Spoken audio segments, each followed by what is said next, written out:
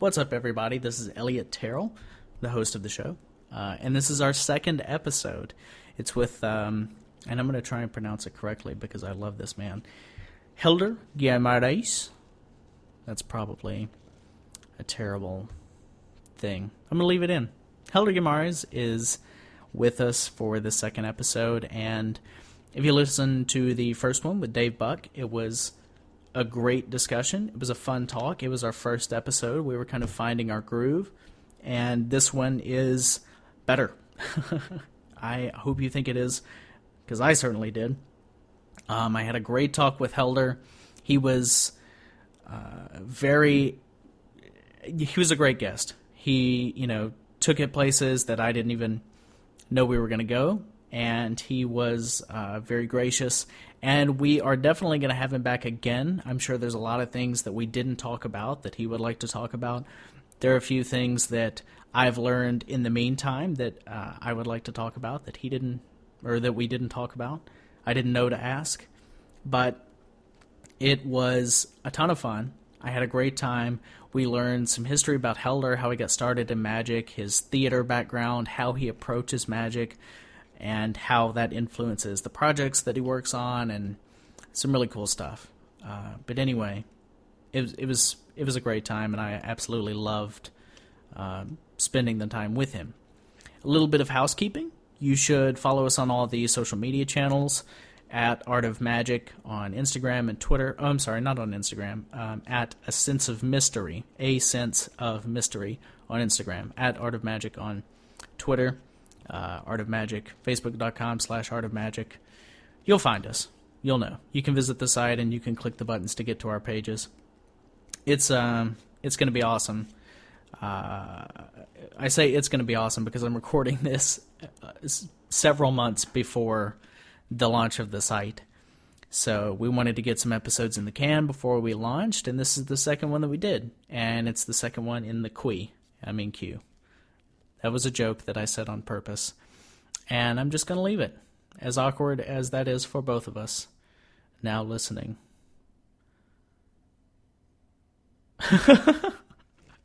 Okay. If you have any questions or comments, or you just want to leave some feedback or chat with me, email the show, podcast@artofmagic.com. I read all the emails, and I will get back to you guys. Thanks so much for listening. You can share it on your social media if you enjoy it. If you don't like it, then don't say bad things about it. Anyway, we're all friends. We're all in this together. Speaking with Helder was such a joy, such a treasure, and it kind of made me feel great about magic. It made me excited to practice and perform, and Helder has been one of my favorite magicians for such a long time, and it was I can't say enough how much of a pleasure it was to sit down and talk with him, and he was great. And so I hope you enjoyed the episode, and I'll see you on the other side. Thanks. So we've been recording the whole time. That's okay. No, I know it's okay. I'm just saying But you can't put this up. I'll edit out the very beginning of it. You can't. This is so sad. You can't trick me like that. Don't do this. No. Erase it right now. No. This part's fine. But yeah, That's sad. I'll take out the beginning of that stuff. But it's just gonna fade up into the kind of where we are now. Okay. So say hi. Introduce. Make sure. Let me be certain that this part is not going. Okay. So for those of you who don't know him, his name is Helder. For those of you who do know him, what is the joke? What's the way that you introduced yourself? Sometimes I do it. I don't do it. I used to do it more often than I do now. But yeah, it was a while back. It was a while back. But I used to say, to those who know me, my name is Helder. To those who don't know me, my name is also Helder. And to those who want to know me, hello, my name is Helder. And then Yeah. That's great. I am such a huge fan of yours. Oh, thank you. You were. So you should know this. Yeah. If you're a huge fan, you should know. Well, I did know it. I just didn't want to slobber all over you right here at the beginning. But yeah, I was a big fan. Am still a big fan of everything that you do. But your first DVD, what was it called? Small Miracles. Small Miracles, awesome. I bought that DVD after seeing you at the Essential Magic Conference, and you did that blank deck trick, and I was just like, that's the most amazing thing I've ever seen. So I got that DVD and learned that trick and thought it was incredible. And then just immediately started studying your handling. I thought the way that you handled your props was gorgeous and beautiful and aesthetically pleasing. And I just really got into your magic and your style, and that's what we're going to talk about. Thank you. Yeah. Kind of all over the place, but wherever you want to go. Yeah, no, you look. Where is this? It's fine. There is a dog outside of this room. And people who know me know how afraid of dogs I am. He is terrified. I'm terrified of and dogs. I didn't know this, and I opened the door to let him in, and Mocha, who is probably a 300-pound chocolate lab, kind of charges at him. Monster. A monster. Oh, I felt so bad. No, that's okay. Okay. That's okay. I'm calmer now. The door's closed now. So. And I took the pills, so I'm back to normal. Yeah, it should be fine. I'm really proud of that DVD. You know, it was the first thing I produced a big quantity of. You know, because before that I've done the only things I've published before that was a couple of lecture notes in Portuguese and Spanish, and my book that at the time was already published in Portuguese and in Spanish. But it's small markets, it's for, people who know who I am. And then it came, that DVD came because I started to do more lectures, and it was for so many different countries I had to go to, and as much as English is a kind of a universal language when it's written, there were people that start saying you should do a DVD because I can't read English, but if I see I can, and so the goal with that project was kind of to condense in a project something that would be a little bit for everyone. There are things that are slight heavy, there are things that are very easy and beginner level. The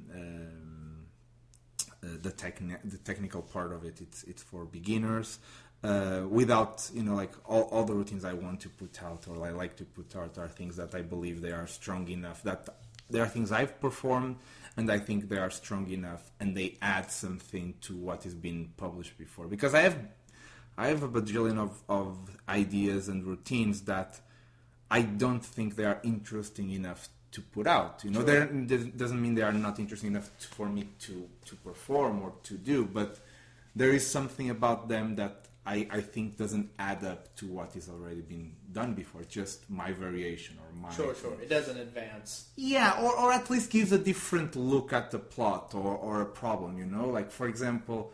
from that DVD, one of the tricks I'm more proud of is the invisible thread. That is a reset version, but it's not a reset version. And that's what I like, is pick up something and work on what I like from the original creation and from other versions I've studied before, and then come up with something that, in the process of studying and understanding what do I like, what I don't like, end up creating something that I feel it's pretty unique. It is a reset routine, but it's not at the same time, and that's what I when I get to that point, I go yes, this is something that one day I'll probably publish, and that was the case. But yeah, I still it's really funny. Still not long ago, maybe 3 weeks ago, that DVD was 2007 or something like that. So that's been a long time since that DVD came out. And a couple of weeks ago, and I don't know if it was 2 or 3, but someone emailed me saying like, I can't find that DVD, and do you still have one? I'm like, no, I don't have that. But yeah, it's a project I'm really proud of. Yeah, both of the DVDs. Yeah, then with Dan and Dave, we did the Red Mirror, and that was, like it's shot way better, and it's like the video quality and the audio quality is better.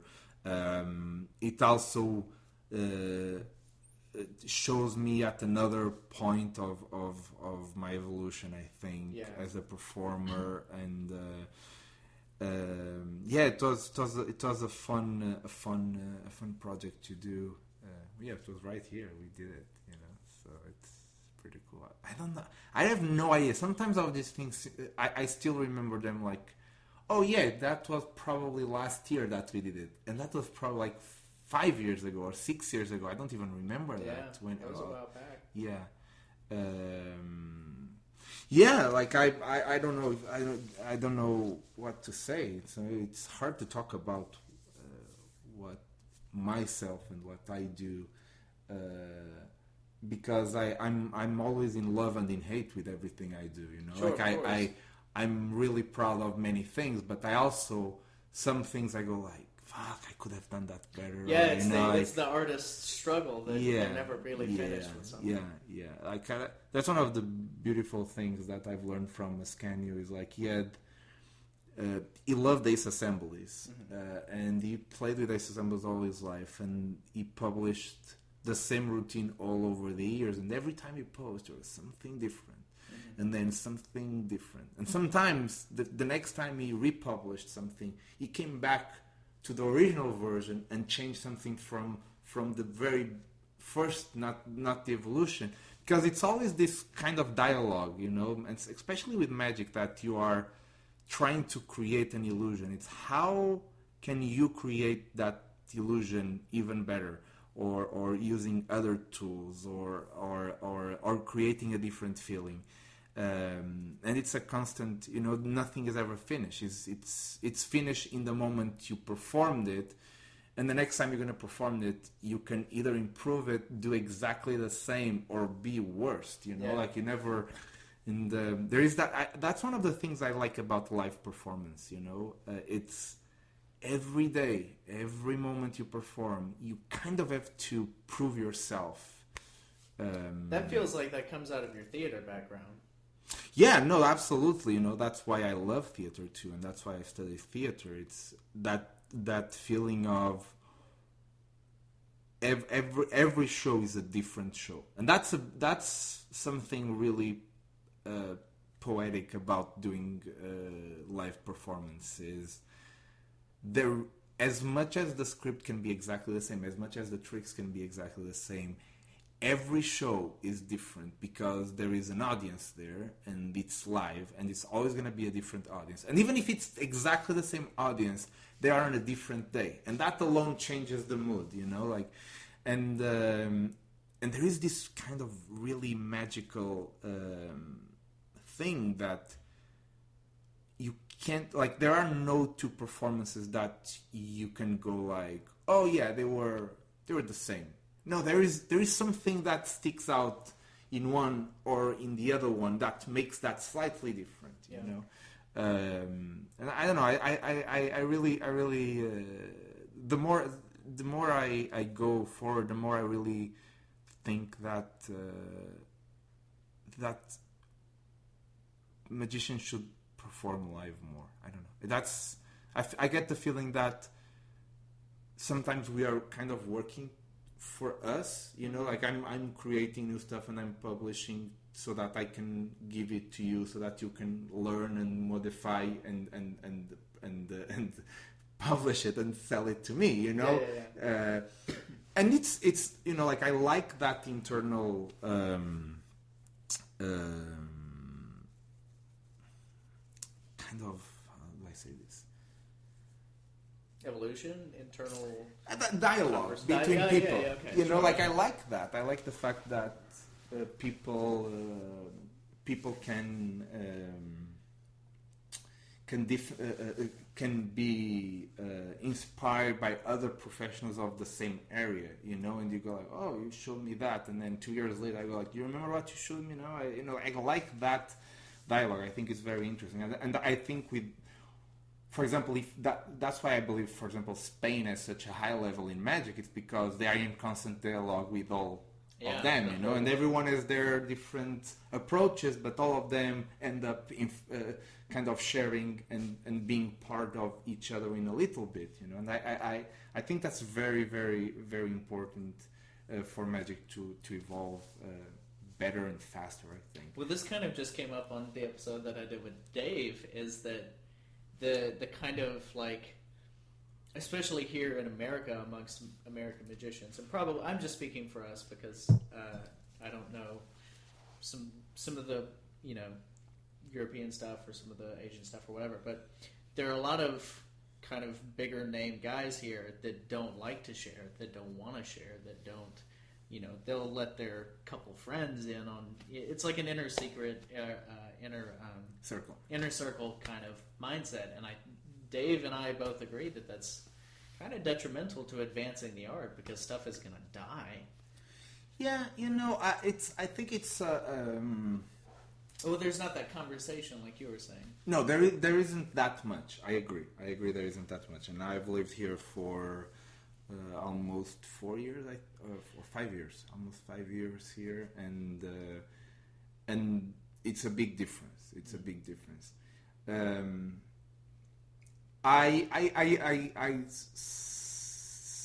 is part of me that understands why people sometimes do that. Sure, of course. And I don't think everything is up for share to everyone. Sure, and that's totally understandable. And I think there is a moment in time to share different things, you know? So I kind of understand that. But I think in the majority of the cases, that's not what's happening. It's just a question of kind of protection and, you know, and being... and wanting to have, like, the information or whatever. Yeah. And I also think that normally that's because those people are afraid more than anything. You know, I don't think it's because they feel that's the better for Magic. I think that they think that's the better for themselves. Oh, okay. So that's I believe. Not in all cases, sure. but in some cases, I would say that probably that's one of the big things that makes people be so close-guarded and protective. It's for them to protect themselves, or to think they are protecting themselves. I don't think they actually are. I think they are just being pussies. Yeah, no, I don't disagree. But there is I think there is an importance in sharing information. I don't think everything should share with everyone, and I don't think everything should be shared the same way. Mm-hmm. That's something I've learned, I think, in moving here, is the way you share things also matters. What do you mean?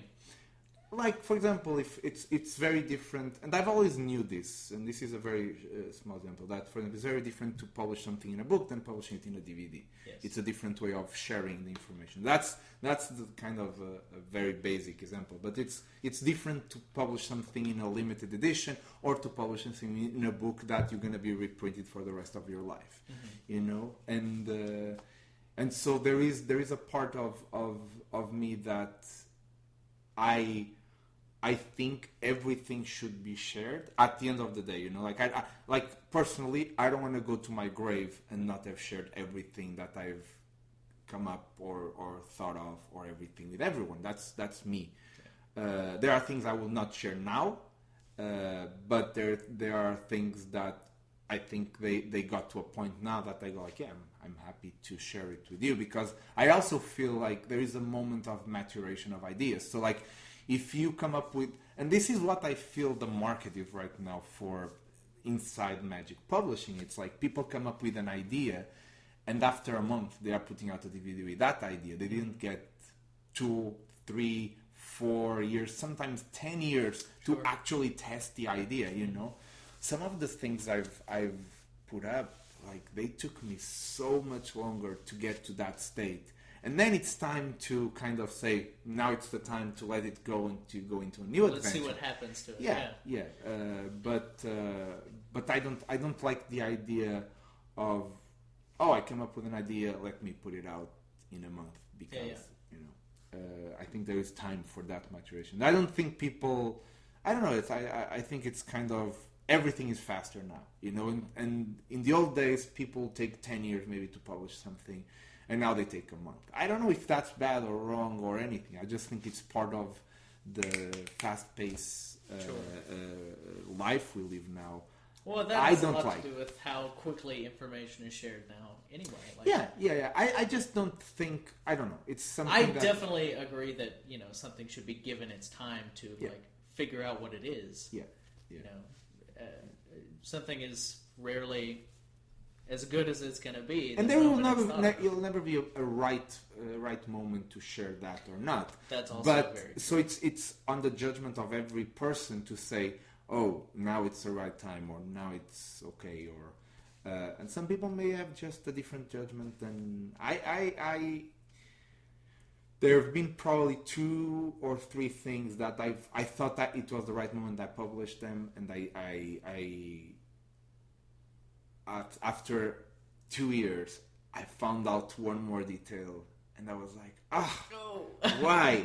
But I think that's part of the journey, you know, like, but most of the times, the things I did, or the things I published were things that I was doing for so long that I felt, whatever I'm adding to this now, it's so small, you know, so it's time to share and also time to move on into other things, you know, because that's the thing I have as a rule. It's like when I publish something, I don't necessarily stop doing them, but I definitely do them less than I did before. Well, and that may be weird for magicians to think about, but that's a common thing in other art forms, music, comedy, you know, just all kinds of different ways to express yourself. Is like once you've put it out for people to consume, you don't tour with it anymore necessarily. Yeah. You know, you've retired that material. Or something. Yeah, in a certain sense, that's how I feel about the things that I publish. Sure. I never say I will never do these routines again, because that's not true, and I've done them over time. But you're not spending all that effort on it that you were. No, and I wasn't. I'm from everything I publish right now, I probably am doing 2 routines on a semi-regular basis. But once in a while, you know, I get the show and they ask me to do something, or they ask me... Did the greatest hits.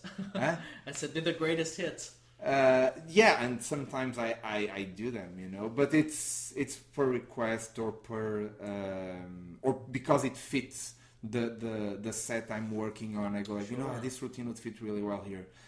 I'll do it. I don't have any problem of doing them, but I definitely prefer not to. It's just a thing I do. It's kind of, for me, it's like even the everything that I publish is like, this is a door, you know, and I just close the door and I go into the next room and I go into the next room. Sure. It's self-growth. Yeah. But those rooms are always there if I want to go back and grab something. Of course. That's a great, it's a great way to think about it. I want to go back to Spain. Okay. Let's all go back to Spain now, right? Let's all go back to Spain. I just meant like, I am fascinated with the Spanish magic culture, as most... Maybe not most, but I think a lot of higher magical beings are fascinated by it. But even before that, so you were born and raised in Portugal, and your father was a magician, is that right? My father was and is a magician. Okay. Well, yeah. Still alive. Tell me about your dad. My dad is an amazing person. He's not a professional magician. He's a hobbyist. Which doesn't mean, has nothing to do with quality. Of course. I think he's really good. I think he's very... he was a great teacher, I think. You know, I think there were people that I looked up to and I think mostly because he also looked up to them and kind of showed me them. You know, like for example, my favorite magician, everyone knows, is Juan Tamariz, and he, if I'm not mistaken, I think the first Tamariz routine I've ever seen, or at least that I remember seeing, was done to me by my father. And it's a version of Oil and Water that was published in the Magic Way. Wow. If I'm not mistaken, there may be. It doesn't matter. It's a good story. Yeah. It's a good memory at least. Yeah, of course. And so my father had great taste in magic, from everything. You know, like he's not like I'm more focused on cards and parlor and close up than he is. He did more things. He did stage. I also did stage when I was younger, but he did more time and he studied more and he did manipulation. You know, like all the classic manipulation with balls, cigarettes, cards, and Sure. all that. But he had great taste overall on things, and so when I was a kid growing up, I used to do things for me. I would see him rehearse, and I would see him rehearse for them with the cups and balls. And at one point, I remember going. It was a routine he was doing seated, and the final loads were in his lap. Okay, and so I remember seeing that routine, and at one point, I was really young. I was like maybe 3 or 2, you know, like, and I remember going behind the table and looking at his lap and seeing the things there, you know, like that's still a very strong memory. And so when I kind of started later, you know, when I started to actually wanted to be magic, because the first few years I wanted, but everything I could do, you know, when you are 3 or 4, you can't do anything. Sure. So it's what he told me, and he gave me little things I could do, and it was more to, I think, nurture the love for it than anything else. But when I started to actually want to be a magician and to be part of this, he was very good at pointing me up to the right books and say, hey, go and read it, you know. And that's how I read mostly of my big influences came from that period of time where all of a sudden I had a library at home, which that's already like a perk, with Ascanio, Vernon, Tamariz, Slidini, of Sincere, Erdnase was there, actually translated in Spanish, but it was there. And all the Kaufman and Greenberg classic Sure. books, the Stephen Minch, and then start, like, I think that's the time that Hermetic Press start like to print more, and Okay, like, yeah. that's where and we would like my Christmas, I think since I'm like 11, 12, all my Christmas gifts and all my birthday gifts and all that from my parents were magic books. So I would like, I remember getting, that's one of the books because I never knew what I was getting. You know, like I kind of try to say this is what I like, and sometimes I got it, sometimes I don't. And there was a book that for years I wanted to get, and for some reason my father never gave it to me. And I remember that I was, I think 15 maybe, when he finally gave it to me, and it was such a surprise because it was kind of, I already like, I gave up, you know. Like, Sure. It was the complete works of Derek Dingle. Oh wow. Yeah, and so it was funny because I for many years in the ad of Genie, I would see that, and when there were like things that came up with other books, you know, like the advertisement page sometimes with other books, I would look and I go, fuck, I don't have this book. And I remember getting that book and being like, for the all night I stayed up to read that book from front to cover. and I didn't read it very profound, but I remember scanning the whole book in one night. Yeah. And so, in that sense, I don't think I would be a magician if it wasn't for him. I think he planted the seed and he cultivated it to a point where then it was up to me. Like, if I want to keep going, it's on you. Even the way, he didn't show me how things were done when he understood I was really interested. He pointed me to the books and said, go and read. So I would read books. He would do this thing with me, and I think in a couple of interviews I told this, but you'd show me something, and I had no idea how that was done. And then I would say, how, come on, teach me. And he was like, I'm not teaching you.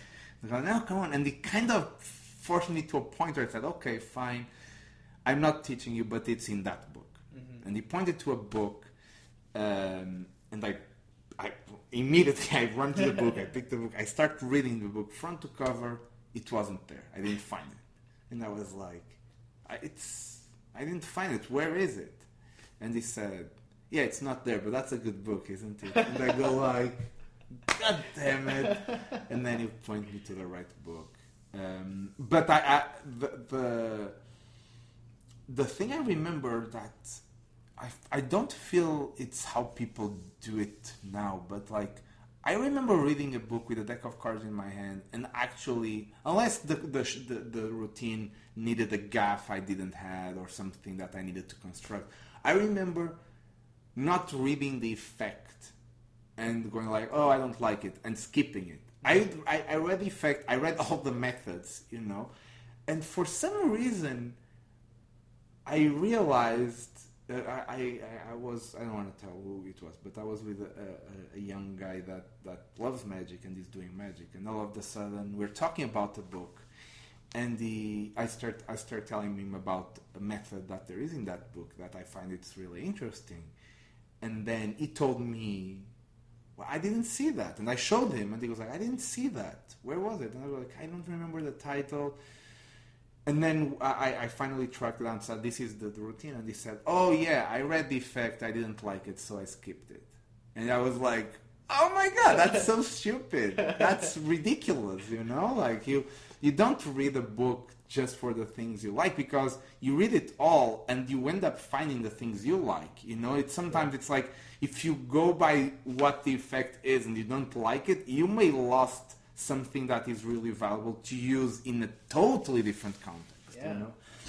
And I remember that. I remember when I was a kid that was one of the things I did. I was like, I had the deck of cards in my hand, and I went through the whole book, and sometimes I would pick up like blank cards and draw things because I didn't have the gaffs and that, or stick things, whatever. I was, in that sense, I was really creative. But I feel that most of that came from the way my father kind of teased me into learning magic at the same time, because it wasn't necessarily a direct thing of, yeah, here is what you can do and here is how it's done. Now here is what you can do. And now I had to beg him for maybe 2 or 3 days so that he finally told me in which book it was, and then I had to make the effort to read. And so that is something that I feel helped me a lot. Like to understand what is the journey. Like to not be, oh yeah, it's easy because it's just a double lift and that's whatever. I don't know, but to make me understand the journey that one needs to take in order to learn, and it was. I think in that sense he was the best teacher I could have. That's so amazing. I'm jealous. That's awesome. Yeah, I really got lucky, system. But it's I think it's half and half, because I've seen a couple of people having the same possibilities I had. They are raised in a house with books of magic. Sure. Their fathers try to make them love magic, and for a while they do, and then they drop off. So yeah, that's what I was kind of wondering about, is what do you think it was that made you Stick to it, yeah. I don't know. I have no idea. Look, this is a really funny thing. I'm probably one of the few people. I don't know anyone like me in that sense that I grew up inside of magic. Mm-hmm. I don't remember not being inside of magic. Sure. You know, like even when I was, my first show was when I was 4. You know, so there is not a part of me that decided to be part of this world. So there is not any memory I have that is in a certain sense connected to this world or to the idea of knowing about magic and being behind the curtains. You were never bit by the bug. You are the bug. No, it's a weird feeling because every other person I know, even if they started younger, it's like normally at 12 or 10. Mm-hmm. So they have some memories of them finding out magic, but magic was in my house, you know, so I didn't go out to find magic. Sure. Which has some really great perks, and one of the perks is one time. This is a really funny story. One time I was at the table with a bunch of the magicians, and someone was kind of disappointed with magic at the time. I don't know what they were being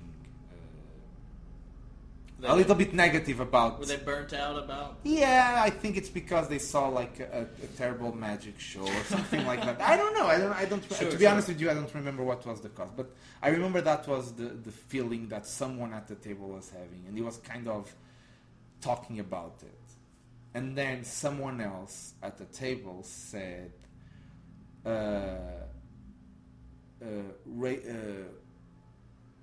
raise the hand who hasn't been disappointed with magic or thought about quitting magic or something like that, about kind of leaving magic at one point or another because they are disappointed. And I raised my hand. And everyone kind of looked at me, and I go like, "What do you mean? If I don't have magic, I don't know what I have." Because, you know, like I've never been, I've been disappointed with magicians. Don't get me wrong. I came out of shows that they're supposed to be magic shows, but they are not.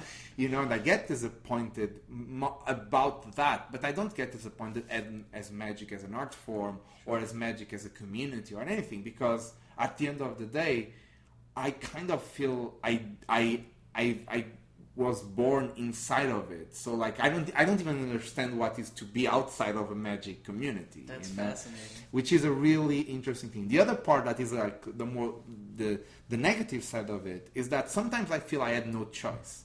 Sometimes I feel I had no option other than being a magician for my whole life. Sure. And it's kind of like weird to go like, wait a minute, what if I wasn't, what I would be doing? And I have no idea. My girlfriend said the only thing I could have done besides magic is to be a night guard or something like that, because I would be reading magic during the... You would be like Leonard Green. I would be like doing that in my office and not be around, because there is a part of me that I love interacting with people, and I think I don't feel I'm a extremely social person, but you know, like I think I do okay in social gatherings and all that.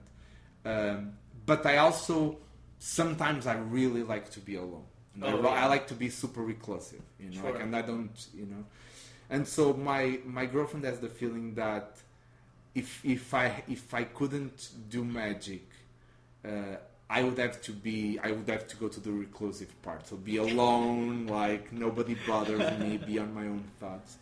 But yeah, so in that sense, I think for going back to my father, I think he was the one that got me this passion and the habit of studying and trying to learn more, and also because his favorite magicians were Ascanio and Vernon and Tamariz and all that, you know, like he kind of passed me kind of the love for the classics and for people who were really good thinkers of magic and about thinking about magic. That came all from my father. And then because he pointed me into this direction, then I had, I ended up meeting Iscani, which for me, like in 30 years, people were like, you met Ascanio, because he's such a legendary name. Yeah. And he's not around anymore. But I was very young, I ended up meeting him. And I'm pretty pleased that I kind of met most of my heroes, except Vernon, Pepe Carroll, which was another idol of mine. I've never met him, which for me really sucks. Because Vernon is it was a little bit impossible for me to meet him. Sure. I grew up in the other side of the world. I was a kid. But Pepe, there was a point where I could have met him and I didn't, and then eventually he died. And all the other people, I would love to have met off Zinzer. That would be someone that I would totally want to hang out with, smoke pot with him, whatever.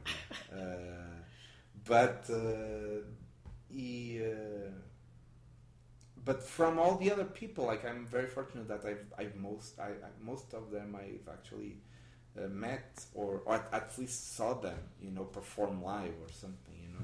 Another big one that I didn't do is Caps. I'd like to have seen Caps. Oh, that would have perform. been amazing. Yeah, but I know a lot of people that were pretty close with him. So there are people that I've never met, but because I've met someone really close, they kind of pass me certain feelings, and that's a really cool thing. That's a really cool thing. They give you that insight into... Yeah, to kind of a glimpse, You're never going to get the full thing, It's always better to meet, but at least I get a glimpse.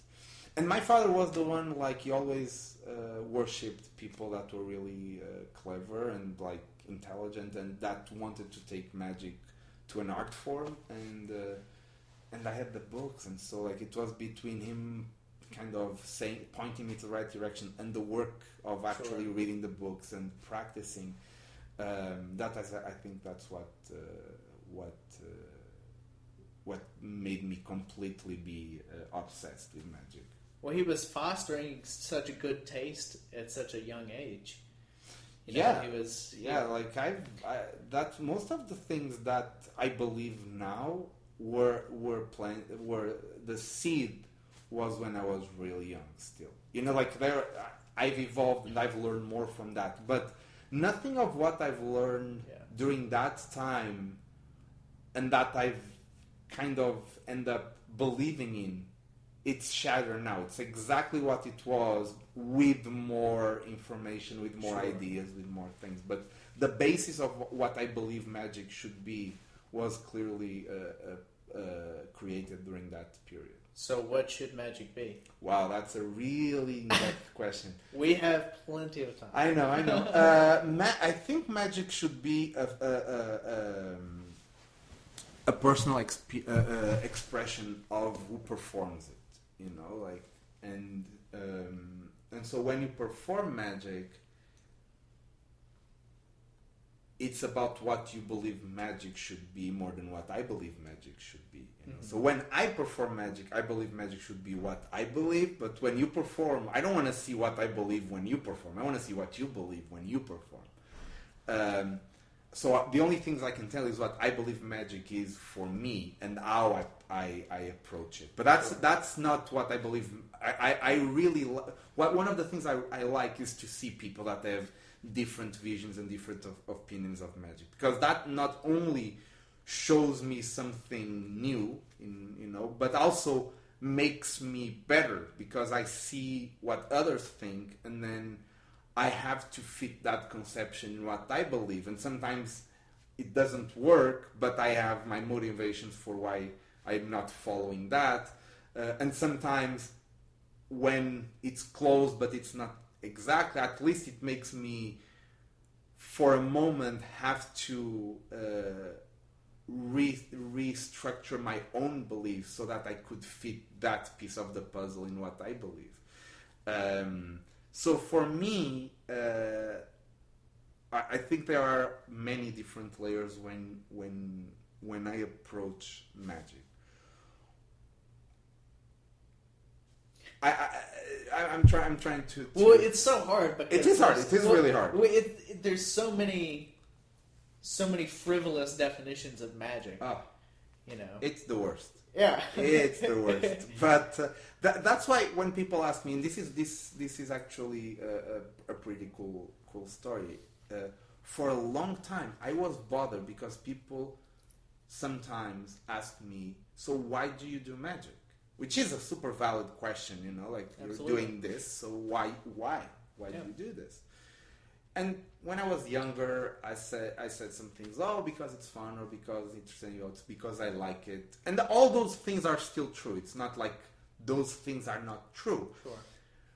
But there is a point where even the things that are true don't necessarily fulfill what you believe it's why you do magic, you know. So there's a point where I was like, now I'm asking the question to myself. It's not other people asking me the question. It's me asking myself, why do I do this? And all those things that I said before are valid. But there is something else, and there is something bigger, and something that it's not explainable. I can't put it to words. I completely feel you. And it's outwardly influenced now, whereas when you were younger, it was, at least speaking for myself, it was because I like it, because it's fun, because it's interesting. Now it's like because I can give this to people. Yeah, but all those things, I know they are there, and they are Sure, part of of it. course, yeah. But there is something else, and so it's like, what is this something else? Mm-hmm. And I came to realize that I don't need to answer that question. And that's a very interesting thing. It's before it bothered me not having an answer. Sure. Now I actually like not having an answer. And so when people ask me, or if I ask myself now, why do I do magic? I'll say, there is a lot of things I like about magic. I like because it's this. I like because it's that. All the other things. Sure. But if you ask me why, I would say I don't know. And the only thing I know is that I have to do it. And that for me is the most important thing that I discover from this is I don't know why I do it, but if I don't do it, it's terrible because I have to do it. That is so profound. I have to do it. Yeah. Period. And that's all I need to know. All I need to know is that I have to do this. And eventually one day I may have the answer, but right now I don't have it, and I don't care about the answer why I do magic, because I know that I have to do it. But this came across from another thing we were talking before. I'm like this talking. No, it's in directions. I love it, yeah. But what were you saying? We were saying something before. Oh, I don't know. It doesn't matter. I asked you about, I don't know. We were talking about your dad and influences and influences. Oh, about good magic. What is good magic? What is good magic? How did we forget? Yes, that that's it. So, so I can say what is for me. That was, and then we did this detour. But which was the best part so far? That detour. But for me personally, the way I see magic is there is a lot that I relate with comedy, and not because I believe magic is comedy, but in terms of structure of a stand-up and Man, magician. we are brothers in this. And I feel like the primarily task or job or goal of a comedian is to make someone laugh. Sure. Period. And there is nothing that can go below that. There is nothing that you have to do before making them laugh, because that's what is the kind of the job description, is make them laugh. Mm-hmm. So as a magician, you have to make people feel magic. Whatever that is, you have to put people in a place to see magic. Now, that is something that everyone is going to define in a different way already. It's not like laugh. I think in that sense is a little bit more universal when I say laugh, I think we all think about the same thing. But Yeah, when I it's a say biological response. feel magic, what is that? You know, like for me personally, it's the sense that you've just witnessed something impossible. Okay? Yeah. And that's so when I hear witness something impossible, the feeling of witnessing something impossible, that is a very specific feeling for me. It is. And it's like somebody opened your head and punched you in the brain, and you're like, it's like getting punched in the gut in your head. That's what it feels like to me. Yes. And but other people may have another interpretation of what feeling of magic is. Sure. You know? So for me, that is the bottom feeling that I want people to feel. Is like they just witnessed something impossible. Sure. And from that, there are a few things that we can extract. What is feeling impossible? You know, like it's already another question that we can put on top of this, just to solve the first layer of conception. You know, exactly. So I think it was. I read it in many places, and I'm trying to see what was the first time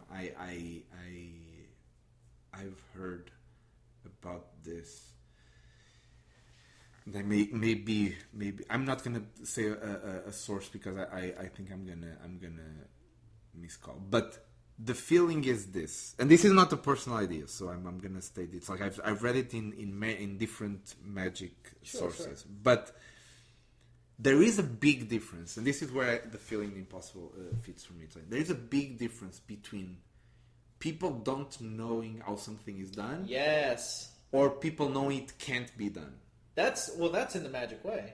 There is in the magic way. Yeah. But I think I've read it before. Oh, I'm sure. Yeah. In other. But I just most recently remember you directly referencing that in your quarterly article. Yeah. And that for me is something that is a very thin line, and it's not always obvious how to achieve that in a practical case. You know, in a practical routine, it's hard to define what makes that little difference, but that's always what I have in my head when I have this conception of magic, which is feeling impossible. It's I want people to get at the end of whatever I do and knowing that what I've just done can't be done. Yeah. You know, that's a very rational side of the magic experience. But it's just the first layer, you know, the first layer of what I think for me magic is or should be. Then on top of that, I would say as a second level is I'm not doing this to prove what I do is real. Mm-hmm. I'm not a psychic or someone that is claiming to have powers or to be actually able to do this. You're not a charlatan. No, I'm not. Sure. And people know that, and I want people to know that because I think that's part of where the art form of magic is. Them knowing that you are doing something they are not seeing, but at the same time they can't figure it out, and they go like, no, wait a minute, there is no way this can be done. You know, and that's part of the art form of magic, and I think that's also why magic is so powerful, because it creates this internal dichotomy inside of a spectator that is rational side goes, no, wait a minute, but how? It's impossible. You know? Yeah. So because I'm not doing this for real, or I'm not claiming to do this for real, there is I would say an entertainment level that needs to be added on how people experience this impossibility. Sure. So as much as I want to come here and pick a card, say name any card in the world, and you name the 3 of clubs, and I turn it, and it's the 3 of clubs, that is impossible. Yes, that fits the first layer, but there is nothing else on top of that. It's literally just an impossibility. And so you kind of lose part of the beauty of this revelation because there is no mise-en-scène, there is no theatricality, there is nothing else that goes to get to this moment.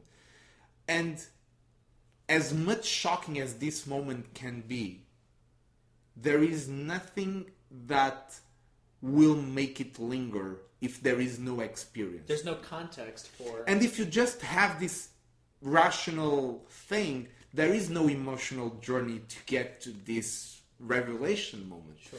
So I don't think magic can exist without that added value, you know? So this will be like the first level and the second level. And I think like if magicians could always achieve both of them, we would have much more amazing magic in the world. You know, like I'm not even going for higher grounds. I'm just saying these are like the two really basic things that I think a magician has to do. I think most of the times the magician puts the entertainment value on top of the impossibility. I think sometimes the magician grabs a routine that people don't know how it's done, but doesn't fit the other one, which is they know it can't be done. You know, sure. Most people, I think, most routines or most magic, I feel that enter the category of people getting at the end and going like, I don't know how he did it. But there is, maybe he did like this, maybe he did like that. Yeah, it's, to me, when I think about like a spectator saying, I don't know how he did it, it's like, I don't know like the technique, but I saw his hands, or I saw his fingers flutter on his deck. You know, I don't understand what he did, but I know that he did something. It's the difference between being gut punch fooled and just not knowing. But if these two levels were fulfilled more times, I believe we would have better magic. You know, then on top of that, there is like a lot of things that I believe they are very important, and I believe that they are probably what make the difference between the performers and magicians I love and magicians that are simply good, you know, because there are magicians that I go like, yeah, he's a good magician, but doesn't do anything for me. And then there are magicians I love, you know, because they have other, I think, layers of, you know, one of them is what they are doing is completely in connection with their personality, so you don't feel there is a shock on, you know, someone. I don't want to give like general examples, but like it's like it's like if David Blaine did a kid show, it wouldn't feel right. Yeah, it just wouldn't feel right. It doesn't make sense. It doesn't make any sense. It's not natural. You know, like, and it can be the best kids show in the world, but if there is something that doesn't feel like a cohesive thing as a whole, then you lose that. Exactly. And so, like, there is that part, and normally across that connection with the person comes out something that for me it's really interesting, is to kind of know someone through their work, and I think that's what for me is that the word art and things like that is sometimes it's overused, and I think most of the time it's actually used in very shallow things. But that's where I feel the artist part of a magician can come across, is when whatever they are doing is in connection with their character, and from that there is a way of living, a way of seeing the world that sometimes more direct, sometimes more poetic, sometimes more visually they come towards you. That's exactly right. As far as like that makes perfect sense to me, because you know when you say art, all paintings are art because it is a self-expression. Like that's why painting and art are synonymous. Now some paintings may be shit, but it's still in the lexicon as art because it's a self-expression. You see and then you paint, or you create and then you paint. So when someone does a magic trick and it's not self-expression, it's not art. And that's what you're saying to me right now. That's what I'm hearing. And magic has a very particular thing that is like we've learned from copying. You know, like that's how we learn magic. Yeah. And so it's hard to find one can self-express on something that starts as a copy. And that's where I feel that there are several ways of going around it. And I think it's probably unlimited possibilities on that. I think everyone has their own way, you know. I like finding routines that appeal to me independently of me knowing exactly what they mean. If they appeal to me, it's because there is something there that connects with me. Yeah. And then it fits. And then for some reason try to make them part of me through an intellectual analysis of it, through an emotional connection, trying to, you know, like Juan always says that every magic routine is a metaphor. Every magic routine, even if you don't understand it, there is a metaphor on every magic effect. And how to express that metaphor, it's up to you. And you can say the most beautiful poem like you don't care, or you can actually embrace it, and every word you are saying from that poem makes sense for you, you know. Yeah, but the words are the same. But that's why some people saying poetry or reading a text, they are just amazing, and other people, no, it's because most of the time it's because the people reading it that comes across, they probably have a good technique already, but they also understand what they are trying to communicate. And most of the times the other people are people that are just reading it. They don't understand. They are not following the doesn't depth. hold meaning. Yes. Sure. So I feel a magic effect exactly like that. So you need to understand what is the metaphor or what is the underline of that to express it. Even if it's just a visual thing. It doesn't even have to be a super logical meaning or anything. It's just it needs to make sense to you so that you can put it back in the world. If it doesn't make sense, if it's just a couple of moves combined, you'll never get people to a point where they're gonna see magic. That's how I feel. So this is like a very broad way of saying what magic is to me. But then, like specifically talking,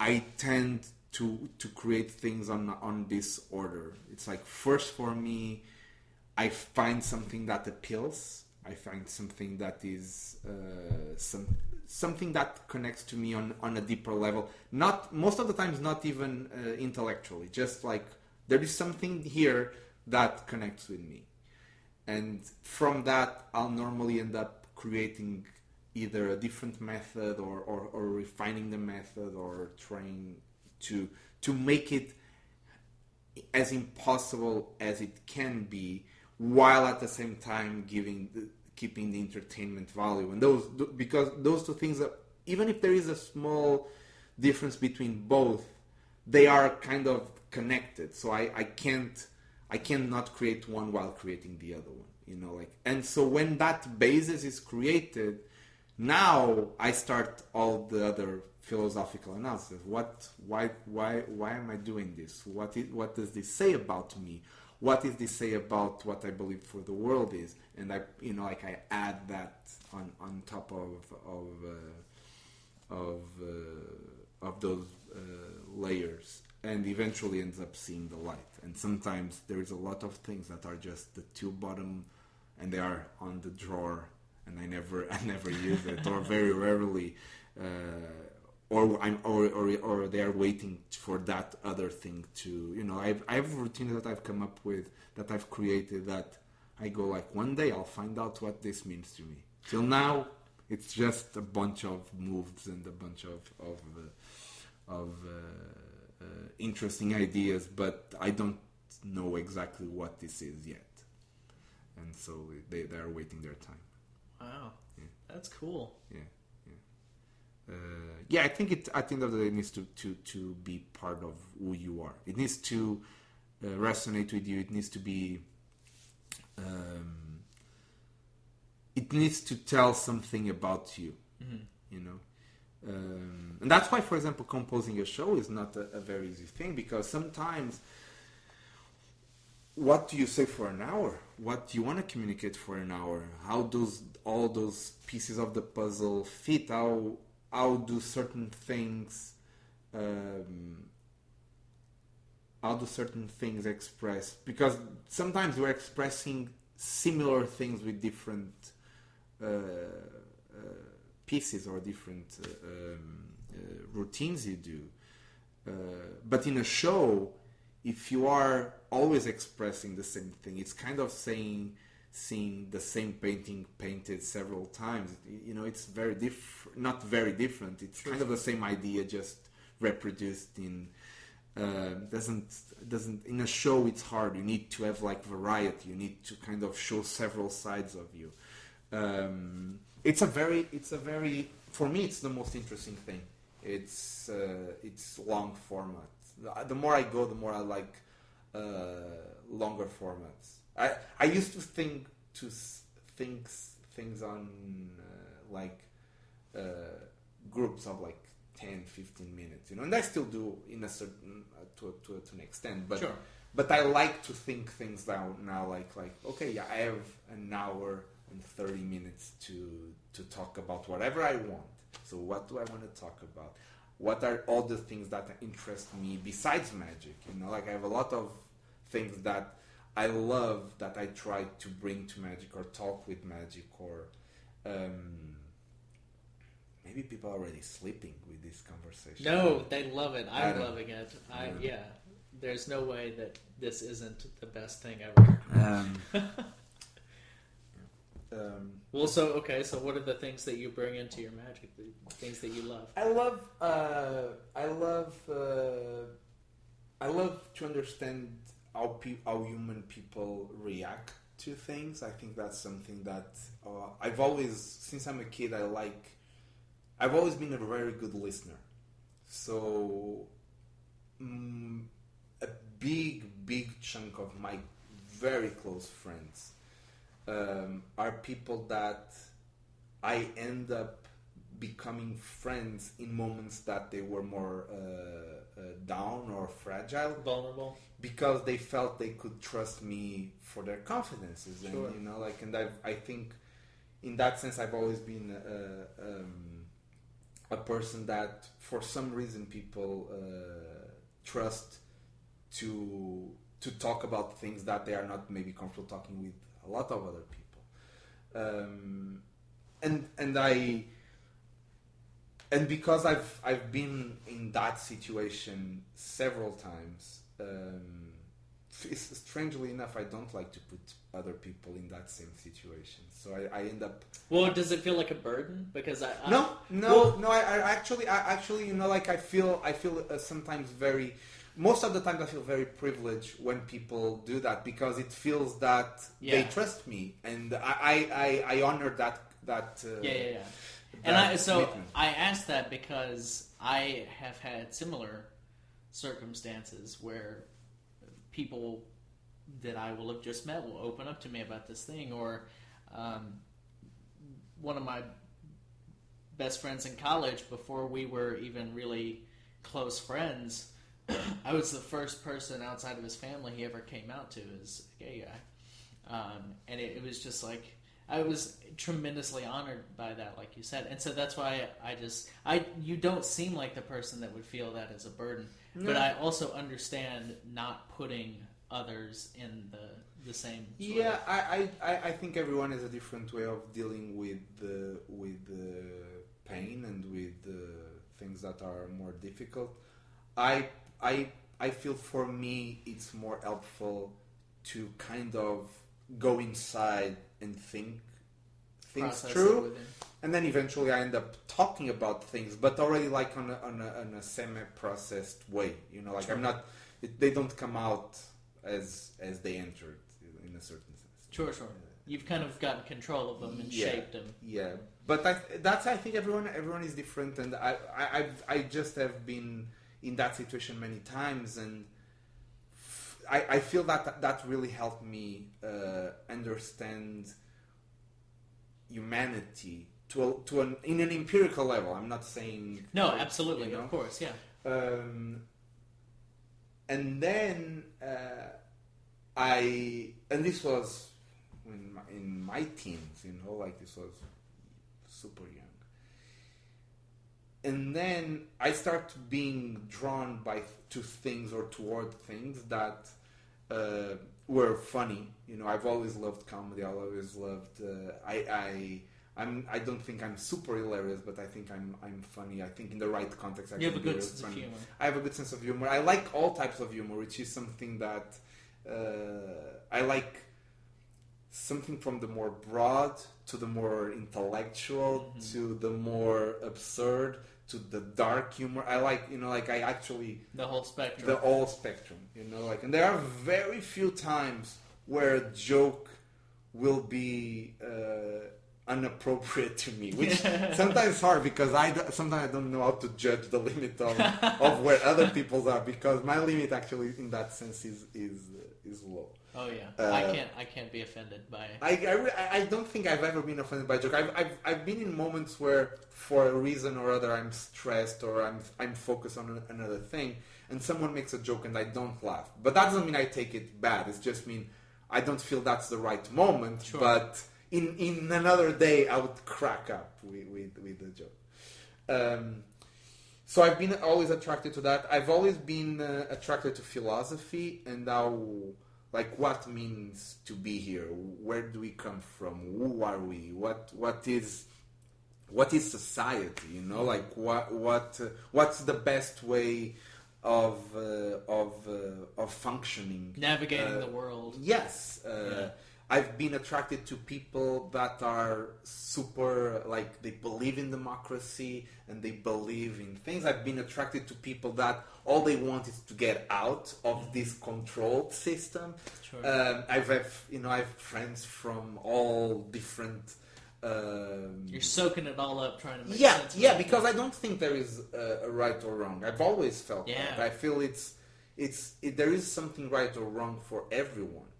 And it's hard to try to create a community when not everyone is like-minded, and it's hard to figure out a solution for everyone when people think so differently. And in that sense, I really like the internet, because I feel the internet and what did was end up connecting people, not for their cultural backgrounds, not for where they were born, but because of what they believe, their ideas. Their ideological backgrounds. Yes, because people connect because they all believe in this, and they all believe in that, and they all believe in that. And in the old days, without the internet, you end up being restricted to the people you actually met. Yeah. And normally those are in your hometown, your country. Many people didn't travel. And if you disagreed, it's wholly and if you are unpleasant. so different, if you so that's something that I'm really interested in with the internet, is that there is people out there that think like you, and you just need to find them, and they can be living a block from you, or they can be exactly in the opposite side of the world, but you can still connect with them, and that's a very useful tool. It's not for everyone yet, but it's amazing. I think that's a really amazing thing. I also always been attracted to, as I said, to comedy, but to people that are extremely intelligent, but they decide to do things that are different than the norm, and I'm not saying below what they should have done or but it's just like people who are they see things differently. They see things different, and they decide to do things differently, and I like that. I really like that. I've always liked people that are passionate about something. I'm one of those guys that I can listen to something that I would never care about if someone passionate is talking to me about it. Absolutely. I'm loving this conversation, by the way. That is something I've always been interested in. And so with that, I end up entering the theater world, because you meet so many amazing people, and then you end up. And the first time I entered the theater because of magic. So I started to read Spanish to be able to do magic. I never studied Spanish. All my Spanish came from learning from books, seeing videos, and that was it. And I had a dictionary for some words that I couldn't understand. I was just like going. So when I felt it was like 13 or something, I competed in Spain in the national competition in Spanish, to a point that some magicians thought I was from Spain, which was like hilarious for me, that people go like, oh, you're from, no, I'm from Portugal. What? It was amazing. Because I've learned Spanish, there is a play, a very classic play in Portuguese culture, where one of the characters speaks Spanish. And my class was putting that play up, and nobody else in the class could fumble it. So I end up doing... You can pronounce all the Spanish. I could pronounce all the Spanish, and I was already used to that. So I end up... this was like, I think I was 16 or something like that. I end up doing that theater play. So I, in a certain sense, I entered the theater because of magic. The experience was really cool. People liked it. I got a lot of compliments. The person was in charge of the theater play said, you should give this a shot. I think you have. And this is like around 16, 17. It's when you have to make a decision to what college do you go, what university do you join. And at that point, I kind of only wanted to be a magician already. I knew I could do other stuff, especially related to mathematics or to computers. I was always very good at that for the age, So I decided, I didn't have anything clear at that point. So I joined the science university in Porto for computer science. That's what I joined. And the year after, I talked to my father. I said, I can't do this. This is not for me. I love it. It's great. If I really have to do it, I'll do it. But I want to go to the theater school because there is something that tells me that I need that. Yeah. And he knew I wanted to be a magician, but he wanted like me to have a safety net. And like theater is not a big safety net if you want to do magic.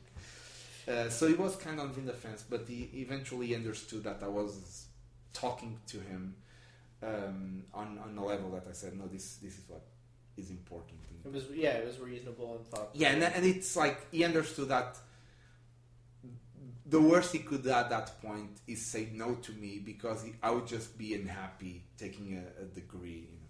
So I took a couple of classes, theater classes on the side, because I had to stop for a year of studying it, or half a year, not a complete full year. It was like, I think, 8 months or something since I decided to drop till I could enter again. And so in those time, I took a couple of theater courses. I've met more people. I did things. I had a great time.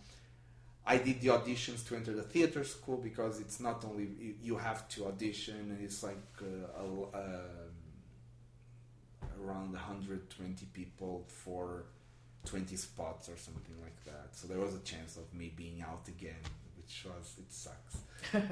But I got in, and I immediately, the first week or half, or like a very short period of time, I completely fit in, and I was with people they were like-minded, not very different people than who I am, but there was something that connected us, and that's when I think even for me, that's when I actually go like, yeah, this is it. I thought it was this, but there was a part of me that was afraid of not actually being, and then it totally vanished, and I said that I totally fit in. And that was one of the best decisions I've ever done in my life, was to go to theater school. I was lucky because the school I went to didn't have a specific way of seeing theater, so they gave me several options, and I could kind of try different things, which for me was a very very interesting period in terms of learning and growing as a person, as a performer, as a creator. They helped me understand that the starting point for anything can be whatever you want. You know, like it's how you see it rather than what it actually is. You know, I did for 4 years. I did the theater school. At the same time, I started putting up little one-man shows in this place in Porto.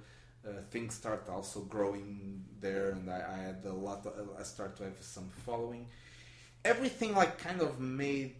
I don't know. How do you say? How do you word this? Everything came together. Everything came together because the last year of my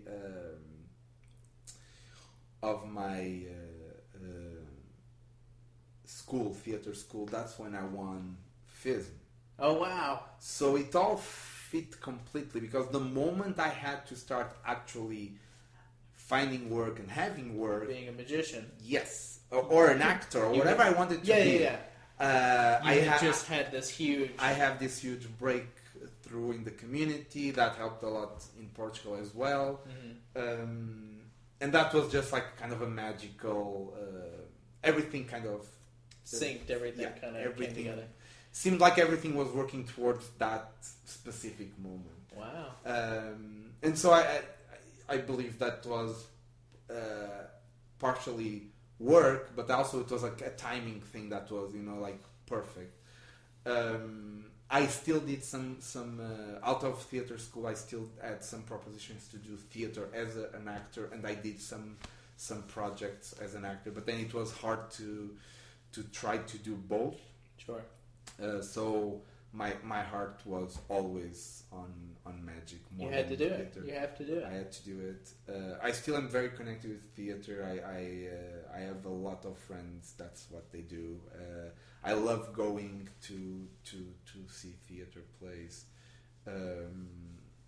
and there is a part of me that I feel that's part of what I also bring to the table when I do magic. Is not only my personal interests, but my background as a theater, a person who studied theater. I don't call myself an actor because I have a tremendous respect for people who are amazing actors. Sure. For me, I studied acting and I studied directing. I don't consider myself neither an actor, neither a director. I have the knowledge that you can get from studying it, but I don't have years of actually doing it to feel I am an actor. Sure. But using those techniques towards what I want to do and to create what I want to do and to understand, for example, narrative in a show or in a magic routine. That helps a lot. How to the entertainment value that you can put, that helps a lot. How to stage it, even if it's a close-up thing, there is decisions, there is a staging, there is a right way and the wrong way of doing certain things. Then there is certain things that are just an option. Mm-hmm. Some people decide to go left, some people decide to go right. But there is a logic that you can't just, make it up all the time. There is a part that is logical, and then there is a part that is like, that's when your personality comes in to decide things. Yeah. And so all that was, I think that's a big background I have that I bring to the table when I do magic. And it goes back to naturalness. It goes back to in a great play or in a great film, how natural it feels, how easily you can give in and be sucked into it. And then you just need one bad edit and you're snapped out of it. So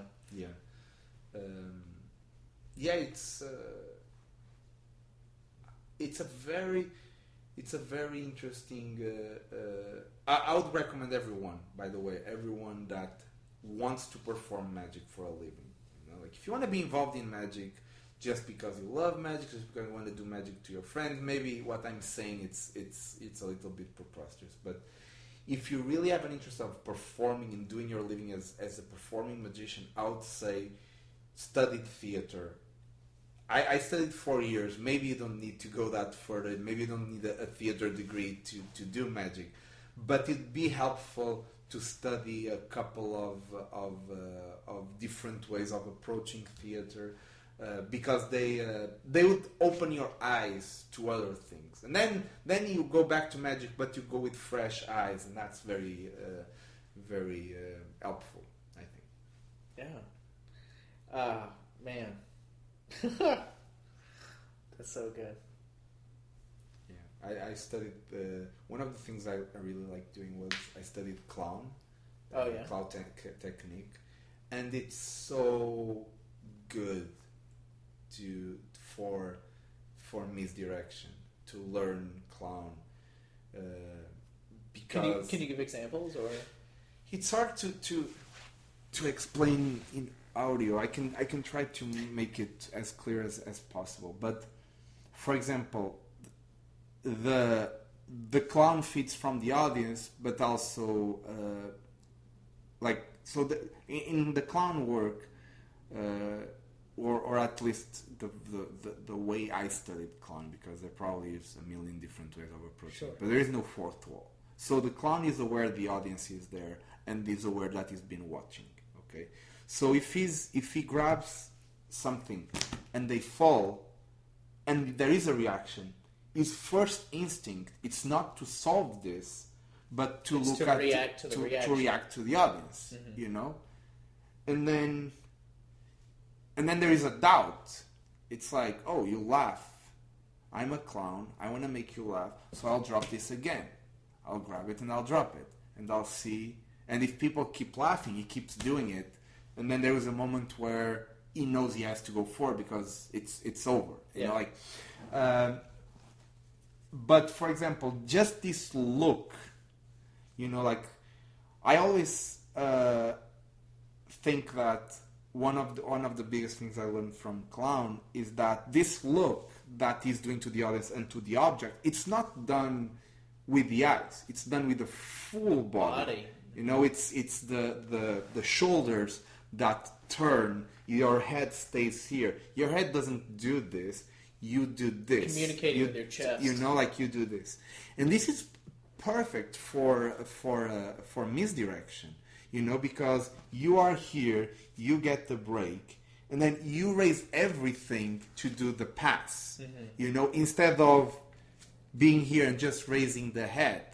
It's possible that people will look at you, but if there is a bigger physical movement, it's also more attractive, and if it's more attractive, it works better, you know, and it's more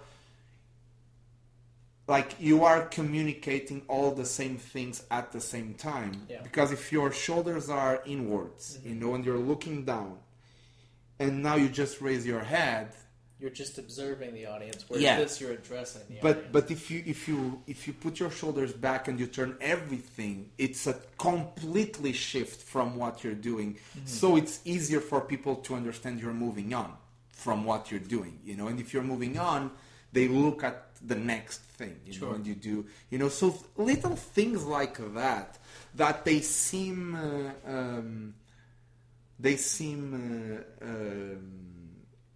oh, maybe you're overthinking something. Maybe it's this inconsequential. Maybe this is nothing necessary. You know, I really believe those things are those subtleties. That's what really makes it. You know, like on the way.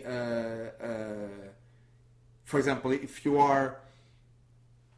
Another thing that is really helpful, the clown was really helpful for me, to understand like when you do a mistake, mm-hmm. how to react. You know, like. And if you do a mistake, like I took it from the clown. It's not how clowns do it. But when you do a mistake and people react, and if you do it, if you end up doing that mistake again, you're trying to please them, and so there is this game of looking to see their reaction. But actually, in magic, it's the opposite. I took it from the clown, but it's the opposite. It's like when you do a mistake, you don't want them to perceive. So if they are reacting, your natural way of keeping this mistake is not giving credit to that and is trying to hide. And this is great for when you have like a fake mistake. You know, like you have a fake mistake. Of course. So a fake mistake, you should keep looking and not address the audience. If it's a real mistake or something, then you address the audience, because then you use the clown technique of, oh, this was on purpose. Because you're trying to save your ass. Yeah, and you're thinking, but you have to kind of make the opposite. You have to move on. You have to move on and make the opposite. But if you are trying to pretend it's a mistake when it's just part of the routine, then you stay with it instead of addressing it, and you stay, you give a couple of silent moments. You don't use the bit that you should use. You let it go longer. You say, you give a couple of pauses like this before moving on, so that people really go like, what is happening? The flow is interrupted. You need to. If you use the bit of the audience, it's because it's part of it. So that's what you should do when you actually have a mistake. Is listen to the audience and keep their beat, so that they don't understand it is actually a mistake. They think it's part of the routine. But if you want to sell something that is not a mistake as a mistake, you have to kind of break that relationship with the audience and kind of let them sink for a moment like that, so that they feel it. They feel like, oh, there is something wrong. There's that's another thing that I like, is like finding random things and that are just interesting, and just going deep into some weird worlds and find parallels to magic and to things that I like. That's something that I really find it's very valuable to anyone, in any area. But I think that's what makes me different than other people, and that's what makes them different than me. That's what I want people to bring to magic, is things that they learn from other areas, and I think you can probably learn about being a lawyer and bring things into magic, like paper clips. Like paper clips. That's a Guy Hollingworth joke. Yes. No, go ahead. I'm sorry, I didn't mean to interrupt. No, but that's right. I think everything it's relatable. And everything it's related between. And you just need to find your own interests. And I think at the end of the day, wherever you are, if you do magic, if you bring all those things towards you, and you kind of unify and give something that is a collection of that, it's going to be very unique and personal. Yeah. And that's what I would love to see when I go to see a magic show, is to see all that thing condensed in a performer. That's cool. So, just this is something that I've noticed. First I'm going to ask, how long have you been with your girlfriend? I'm with my girlfriend for 5 years. No, more, maybe more. Okay. So I'm going to follow up with this. She is gorgeous and incredibly stylish, and I am very interested in how she has influenced your development as a magician, aesthetically, and how you present your magic. That's a very good point. She's been a good supporter, and not only that, she's definitely influenced me a lot on many things. I also think it has to do with other factors. For example, I think the way I used to see myself as a performer is different than the way I see myself now. And it's not necessarily because one day, it changed, but because I naturally grew out of something into the next thing. And there was a moment where I realized, oh yeah, maybe this is not who I am anymore. You know, like, and that, for example, that's a very specific thing that she's a great part of it. Is the way I used to dress when I perform, the way I dress now when I perform, and that wasn't necessarily because she told me, no, you should dress differently. It's because I understood I had to change, and then she helped me with that, and she said, no, you know what, I think where you're going, it's this. Oh, sure. I didn't mean to imply that she fixed you, and I'm doing no. I I wasn't thinking about that. Yeah. I'm just trying to explain what happened. Like, for example, that's a thing in terms of she was kind of your guide. Yeah, on that definitely. We think very alike on certain things, and certain things were totally opposite people. So we challenge each other, which is great. But there is always a moment where we kind of agree, either to agree with each other or to disagree with each other, which is great. She shows me a lot of things that have to do with style and design and fashion and music that I would probably not. They don't make part of my vision or my world of things are, but because they exist, it's good to know, and it's also good to be like challenged by them and to kind of say no. Well, it's like rearranging and fitting the piece in. Yes, and so many of the things that when I was younger, my mother was the first person I tried things on. I created something, or I practiced something, and there it is.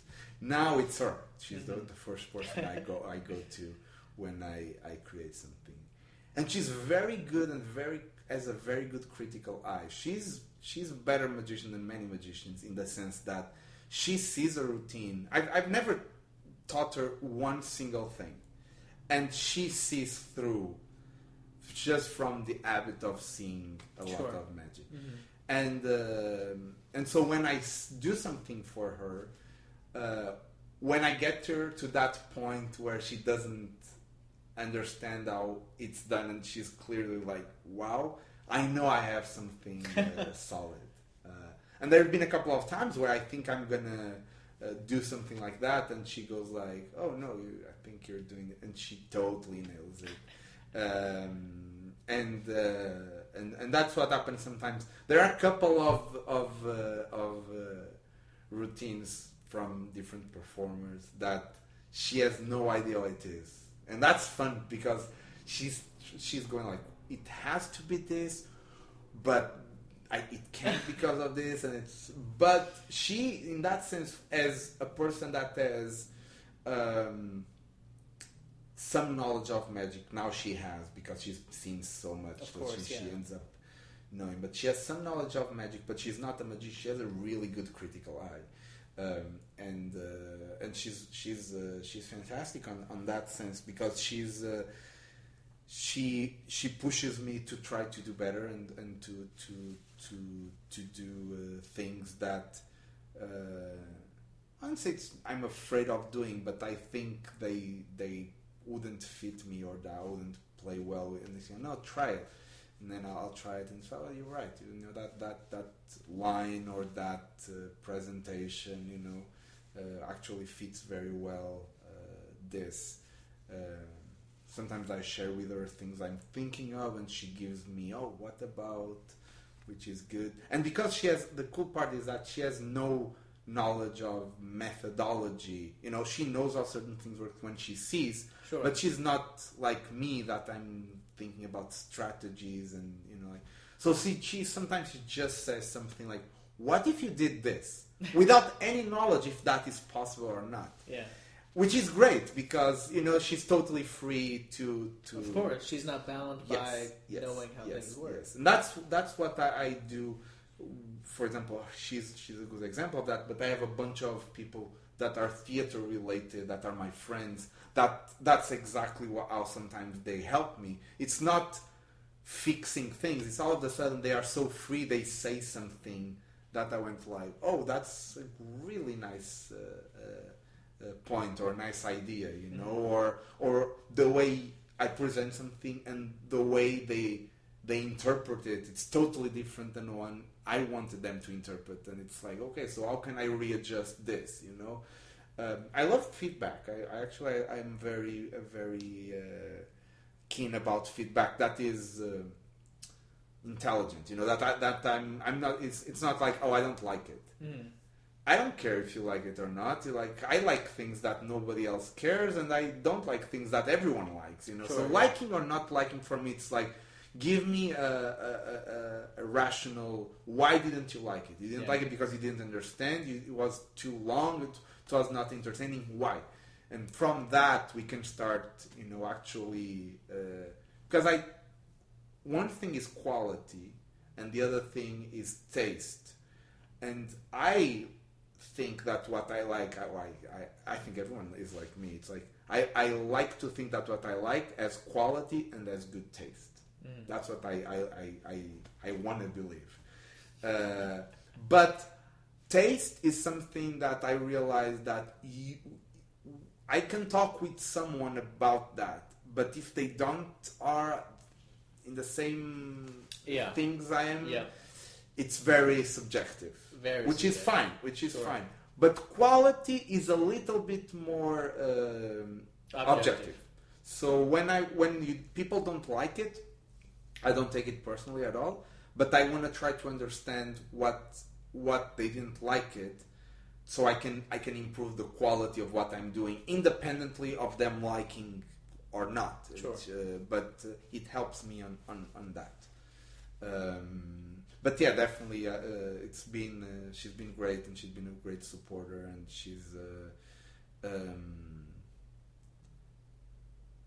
I don't know, she's a very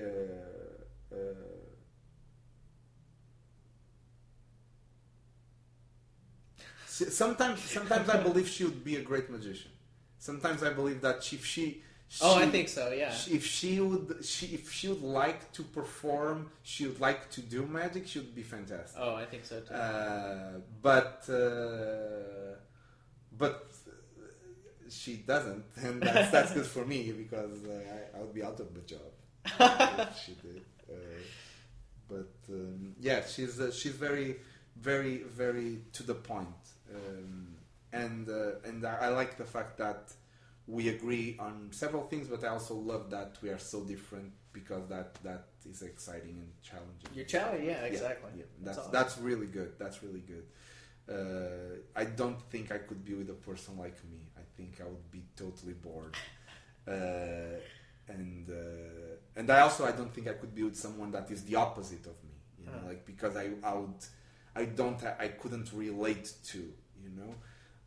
But in that sense, she's the perfect balance, because it's part we connect. We also, it's very good. We have both the same background, you know, culturally. Yeah. But on top of that, of having like a similar basis, we connect on many levels, and we don't connect on others, and that's good too. You know, like, and that's something, a balance I appreciate.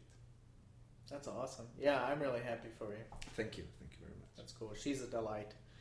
And I guess we can go from Katerina to Half Man, because she's a part designer. of it. Yes, she's part of the team. So this won't come out until like January. Okay. So probably the 4th magazine will be already out. Okay. So you can talk and plug anything you want to. I'm interested in, first of all, Half Man. What is that name? Secondly, what's the, tell me about what's the theory behind the process of making the limited releases and really elevating the art of publishing magic stuff. Tell me about the approach to magic and how you select people for the writing and maybe future stuff. Anyway, that's all. I just threw a lot at you, so. No, sure. Half man, how that came across. That's something I've been thinking for a lot of time, many years. I've thought about doing a project um, like this. I don't know exactly why I started to think about it. I think at the beginning was just the willingness to share things. I think that was what started it all. It's like I believe that people should share. I believe that without that, if people hadn't done that, I couldn't be here. So like I believe that many people, the ones that don't share that we talked before, they forget that for them to be where they are or to be in the community, someone else needed to share the information, and then they don't share with the other, which for me exactly, is like that's kind of ridiculous. So I'm very conscious of that, and I'm very conscious that the fact that people decided to share amazing things changed my life, because now I can do this, and I was very privileged I was born in a house where I had a magic library. That's a very fortunate event, but I was still in Portugal, and as much as I love my country, like I think that now I live here, I'm even more in love with Portugal than before, and I love my hometown. It's the most beautiful city in the world. I love it when you go home because you post gorgeous pictures. Oh, it's so cool. I just love that place. It's amazing. But it's harder to make a living out of magic and to be known in the community, being born there. There are not that many people who've done that, and it's not like if here in America someone has talent, goes to a convention, someone sees him, books it. Like in Portugal, there is nothing like that. Sure. So I the fact that I did what with my life till now, what I did, I have no doubt that if other people had not shared in books and DVDs and lectures and all that, all the information they did, I couldn't have been here. So that was, I think, the first goal, is to share. Then also there was a part of me that always I like to work with other people. I think that's part of that, not only sharing to people who buy it, but share an experience with people, and so when I thought about this a little bit more in depth, I said, who are the people I would like to have on a project like this? And at the time I didn't even think about the magazine. I just thought about, like, theoretically, like if I'm doing this and I'd like to have people coming on board, who are those people? And the selection that I made was, these needed people that I know they love magic more than they love themselves. That's one of the first things. I know they are people who also believe in sharing. That's another thing, and that they have a particularly point of view. That they are not gonna be saying things that have been said millennia of years ago. They can believe on this and add something, or they can come with something completely new. But something that the idea that when I publish it's to add on. Bring people that I know they're going to add something to what has been done before. Sure. So I talked with many people about this, and I said, okay, let's start with these people, fully knowing that the idea is always to grow and to add more people to the list. And then it brought the question, is like, okay, but like how are we sharing? What are we doing? And what is the goal? And that's when I started to think more about, what this is what me and like I'm more the face of Half Men than other people, but it's like me, Max Mednick, it's the other my partner on this adventure, and Katerina is very the creative force too on either the graphic part of or even developing ideas for projects and all that. Will was one of the first person I talked to when I decided to do this and to have a quarterly magazine be kind of the solid project that we would start doing. It's like we're gonna do this. So between this conversation of four people, I started to question myself. Is like, first of all, do people need another magazine? Mm-hmm. That's the thing. It's like, do they need, what is this magazine different than any other magazine? And I looked to what was happening and what I was missing. Kind of at the same time. What am I missing in Magic, and what is not being done or been happening? You're filling the hole. And I felt like there was a space for people who actually want to talk in depth about Magic and like theory, philosophy. History is very well covered by the GVCR. And there are other online publications about that. But it's very history. And I think it's amazing. I think they do an amazing job. It's an amazing project. But I feel it doesn't fill the void to talk about how to actually approach Magic now to the future. So, and I know that the present and future is always also dialogue with the past. I'm aware of that, but I don't think that that just doing an history thing fills every that space. So for me, it was about going like, okay, I would love to read a magazine where people and when I say people, it's not everyone, but like people I like or people I admire or people that have a very unique point of view or a very, very unique line of work where they talk about things that I would like to read. And it's just kind of a selfish thing to think about, but that's what this is for me. I just get to sit down and talk to people and learn. But that was a selfish decision like not a bad one, I feel. But I go like, I would love to have Roberto Mancilla, for example, talking about how he sees Gabi work, because I've noticed he's influenced by him, but I also don't feel he's a full fictional magician, so that's an interesting thing for me. And I, like Dennis and Pete, I love both of those guys.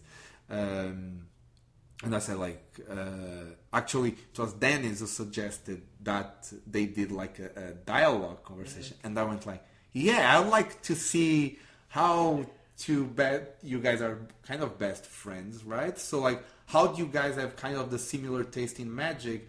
How do you talk among themselves? That would be amazing, And it grew up from that, from me approaching people that I believe, that I like, that I feel they have something unique, and asking them to write about specific things or about them to speak about things that they are interested in,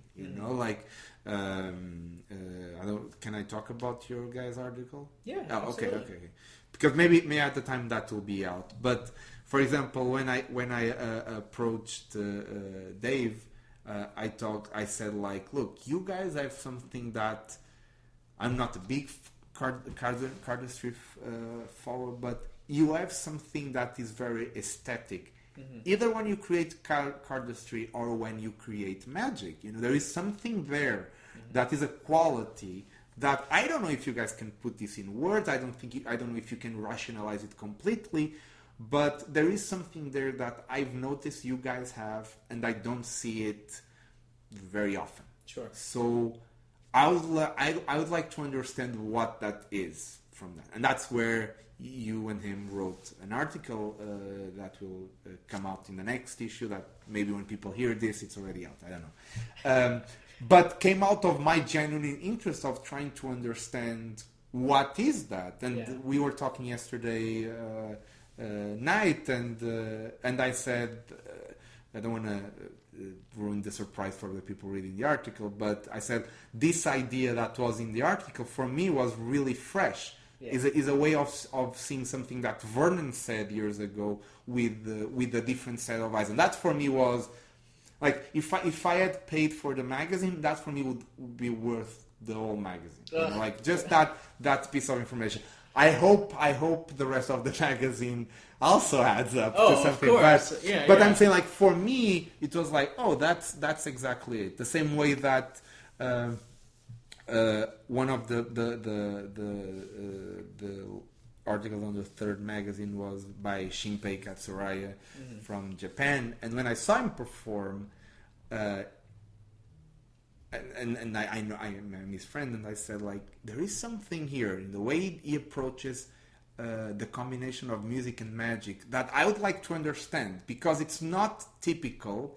Done by another person, it could actually be cheesy, but it's not when it's done by him. So what makes this work when in other places it doesn't? You know, and it's a genuine interest. And I asked him flat out. I go, like, I would love you to write an article about how you see magic and music and how that they are related or not, or, you know, and he wrote a fantastic article about that.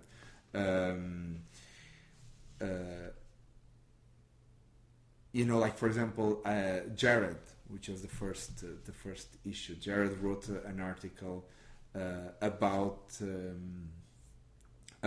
how magicians lost the depth that they approach magic with, which it's something that when he's performing is very intense. You know, it's a very intense experience. And that's great. You know, like, because you come out of seeing his show and you don't think you've just seen tricks. And that's something that interests me. It's like, why?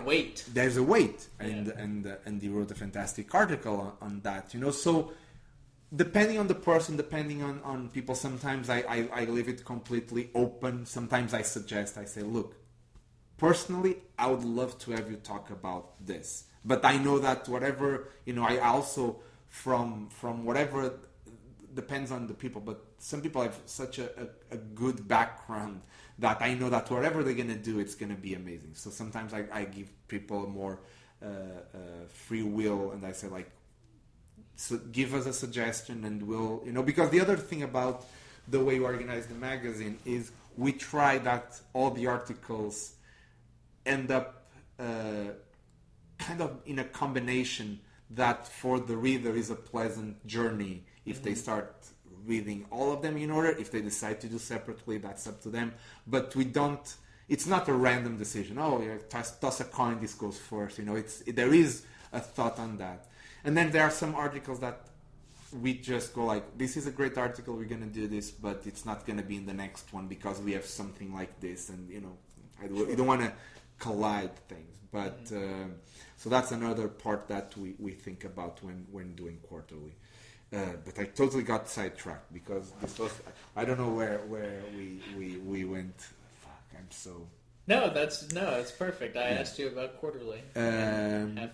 Yeah, so when we're thinking about all these ideas, then I just start like going like, who are the people I want to write, and I start making a list, and you know, with Will, because we both do that, and more, you know, like I'm glad to say that. I have a lot of really good friends that are also really good magicians that I can send an email or write a message and say like, would you like to do this?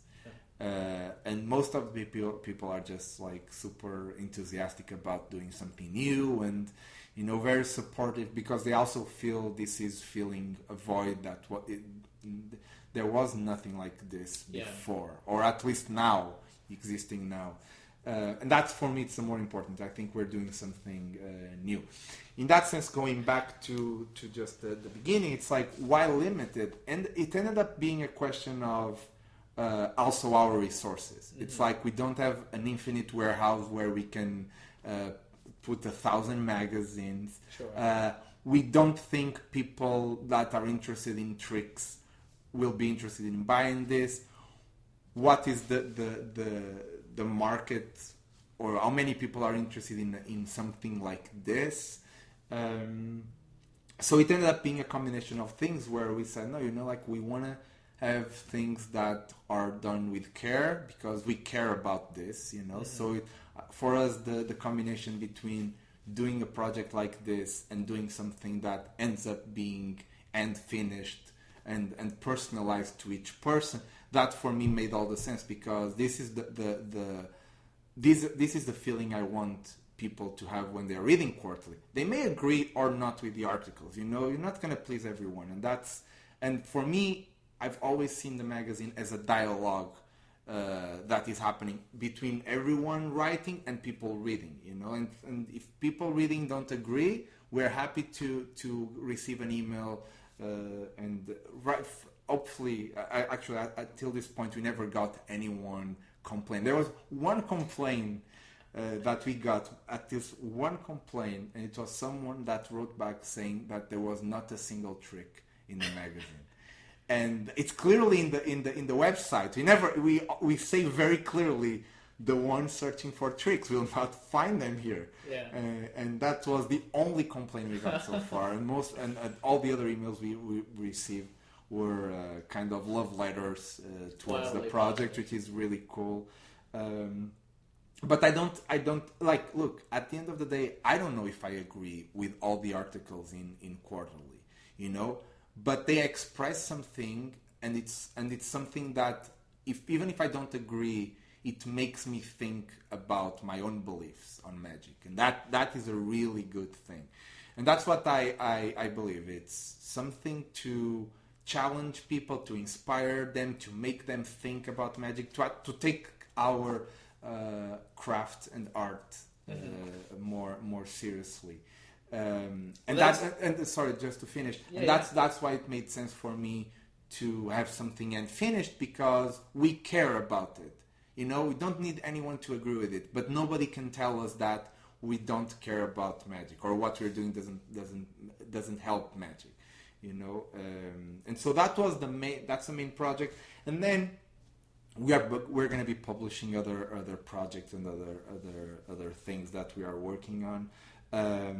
But each project is going to be kind of their own individual entity, mm-hmm. and I think Quarterly is going to be the project that is going to be more kind of the stable thing that people can count that every 3 months mm-hmm. or so we're going to release something on those terms. Yeah. Do you think it'll grow in size, the issue? Look, if it was for, like, I got a message, I got an email from Tyler Wilson saying, thank you, can you make this a monthly thing? And I go like, I wish, because for one, I'd love to read a Quarterly every month. Oh, me too. I'd love to. Me too. We can't do that. We don't have the resources to do that. We don't have the time to do that, because as much as I would like to dedicate 100% of my time to FF Men, I can't. Mm-hmm. Nobody else that is involved in the project really can. So it's a project that we're gonna be committed to, but at a rhythm we know we can be committed to.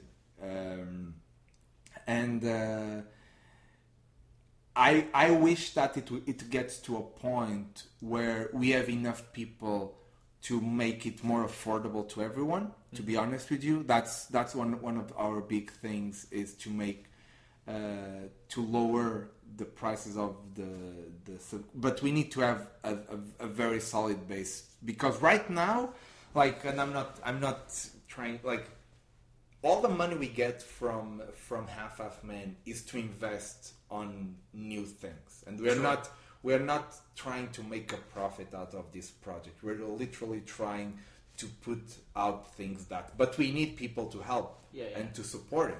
And I think we don't have any ads, we don't have anything of that going on. So once we get to a level that we have numbers that allows us to, maybe it will be bigger, maybe it will be every 2 months, who knows? Maybe it will be, I don't know. I don't know where this is growing. I don't know where or towards where this is growing. But definitely our goal is to keep doing it, and it's been like the reception so far. We had a lower expectation than where we are right now. For what it is, we always have a great expectation for in the long run. Sure. But we had thought about numbers that we had to hit when it was a year of the project, which is going to be in February, and we were. Those numbers were already passed, which is great, but it's it's like seeing a kid grow. So you can't expect him to go to college after 2 years. It's a process. No, absolutely, it's a process, but who knows? Who knows what's gonna happen? It's there to evolve, and that's. And the more feedback we get, and the more people, I'd like to get emails from people saying like, "Look, I like this, I didn't like that." If people are honest about what they think about it, it's easier for us to also get that feeling and think about it and go like, "Are we doing this right? Can we do this better?" But we're trying our best. I think that's the bottom line of this. Is like. I can say that everyone else around me, it's definitely doing 110%,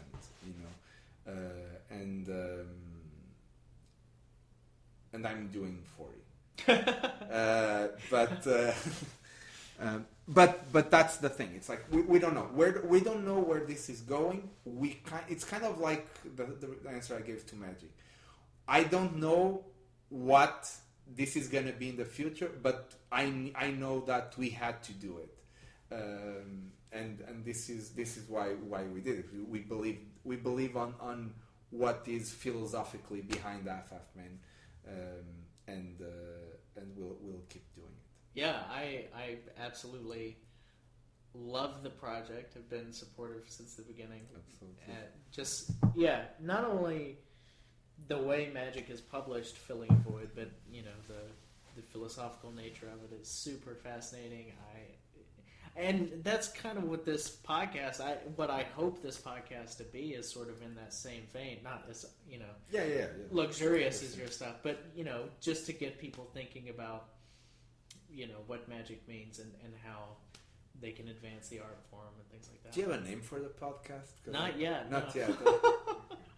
We have. That's good, people. Yeah. Right now, we don't have a name. Yeah. Well, this is only the second one, but anyway, this one went much better than the first one. There were no dogs in here. There were dogs here. That's awesome. Anyway, let's look at the pad. Oh yeah, there is one answer I didn't answer. I think it's why it's Half Men. Why the name? I'm not gonna answer. That's basically it. There are many. It doesn't have to be an answer. There exactly. That's fine. That's fine. No, I'm gonna say something. I'm not gonna reveal all the details, but one of the things that we wanted was a name that stuck. It was a stuck name. But there was hidden meanings behind it. Sure. And there are when the name was created, actually it was Katerina. I had the idea of using Half Men because of the freak show association, and in the sense that we're not going to be doing what everyone else is doing, so to relate to that difference. Yeah. But I didn't have anything else, and Half Men didn't seem strong enough. I thought D half man, and like we were like playing back and forth.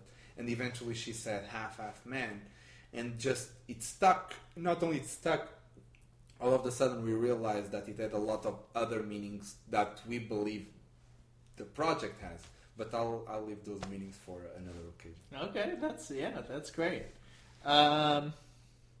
Let's see. Ted, we didn't talk about that. You don't have to. We can. Hey, I'm okay. happy to talk about that. Well, yeah, I want to know about how that came about and, how you put together the piece that you performed and At TED, it came across. I was doing nothing to write in New York. The curator of TED came to see the show. After the show, he left a card, and it was for both of us. And I said to him, I don't know if you have any interest on this, but I have. He said that he hadn't. So I said to I emailed him, and I said that I'll be willing to do it alone if he would be up for that. And then we met and we talked about a few different things that it could happen. Mm-hmm. And then it basically became like, okay, it's gonna move forward. You're gonna do this. Then at the point the year I went was the first time they did it in Vancouver, which was this new facility. And they didn't, I don't think that when I first talked with them, they had the plans of how the space was going to be. And magic works very, you can't perform everything for every space. Sure. And I knew it's going to be a big space, so I was worried about that. So when they start giving me the specs of the space and what I need, I told them, look, I'm gonna need these cameras and these cameras and these cameras to make sure that we can catch the action from every side. And then they said, sure, no problem. There is no problem with that. There was actually one thing that when I get to the space they didn't have, which was a camera that they said they're gonna have.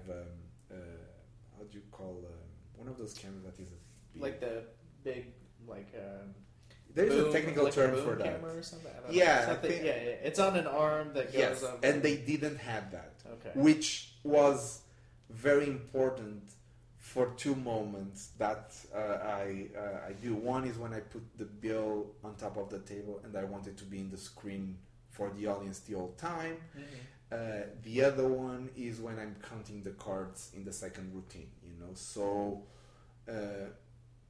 even there I had to improvise, and I go like, okay, so I have to maybe tilt more the deck and count like this, and I can use that camera. So mm-hmm. we worked that out.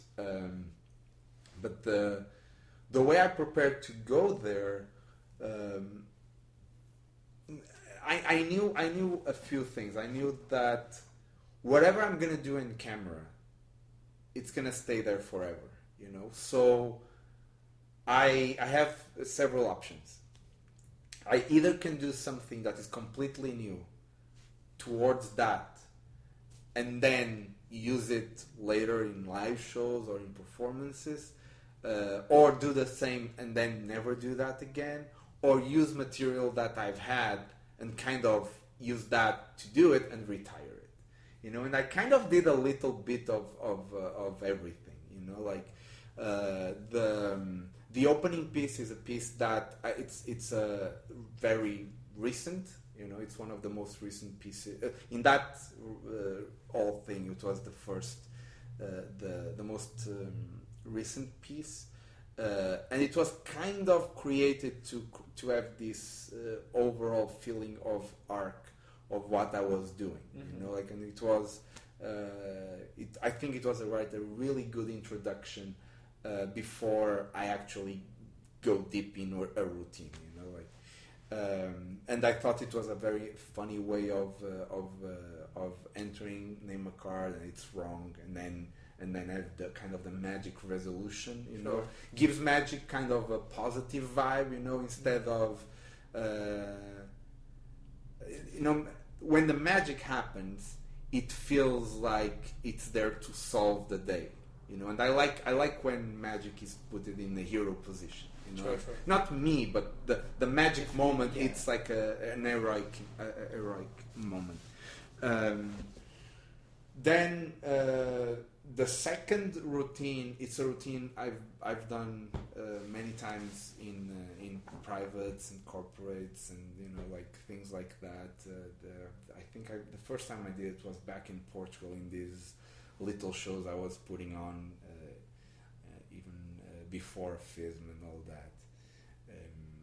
And the second routine for me is one of those routines that have a very interesting feeling, that of something that you don't expect. And when it does, all of a sudden you realize that, oh, it totally makes sense, or it feels complete. Mm-hmm. At least it feels complete.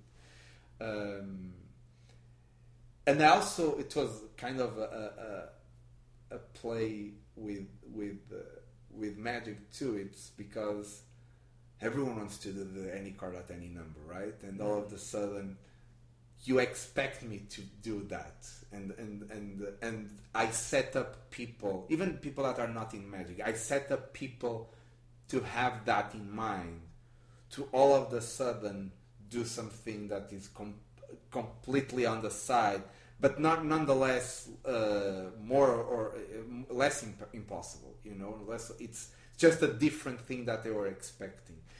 And that came from the routine came from me, and that the story I tell is kind of true. At one point, I really got disappointed with someone that I consider a friend and a mentor, mm-hmm. in magic,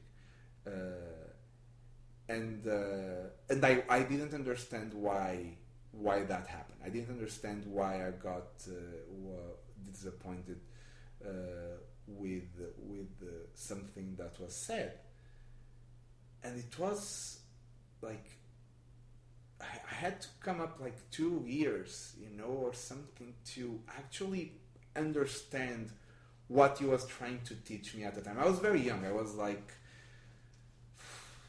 17 maybe, or something like that, till I really understand what that meant, what he said to me meant, and that made me value the secrets, not sharing things, but that other types of secrets. And I don't want to go in depth because sure. But so when I was thinking about that routine, I was thinking about the idea of doing any card at any number, but at the end, when you get to the number, something is there that points you to another direction. And then from that came the notebook, the idea of being a part of a page of a notebook, and the card being in that page, mm-hmm. you know. And that kind of immediately, when I was, and that was just super independent of this story, but when that, because I was like, oh, I think I can talk about this here. I think I can put the two things together. So all the story, it's fictional, but the sentiment behind the story, it's absolutely real. You know, like, and the person I talked with in that day, the person that I referred to, that I say I never saw him again. I saw him again, and I saw him many times after that. But the next time I saw him, I saw a different person than I was seeing before. And that's why I say I never saw it again. So it's kind of a poetic way of saying it disappeared, but it disappeared. I learned the lesson, and then for me, it became a different person. And that was something that I said, oh, this is a perfect moment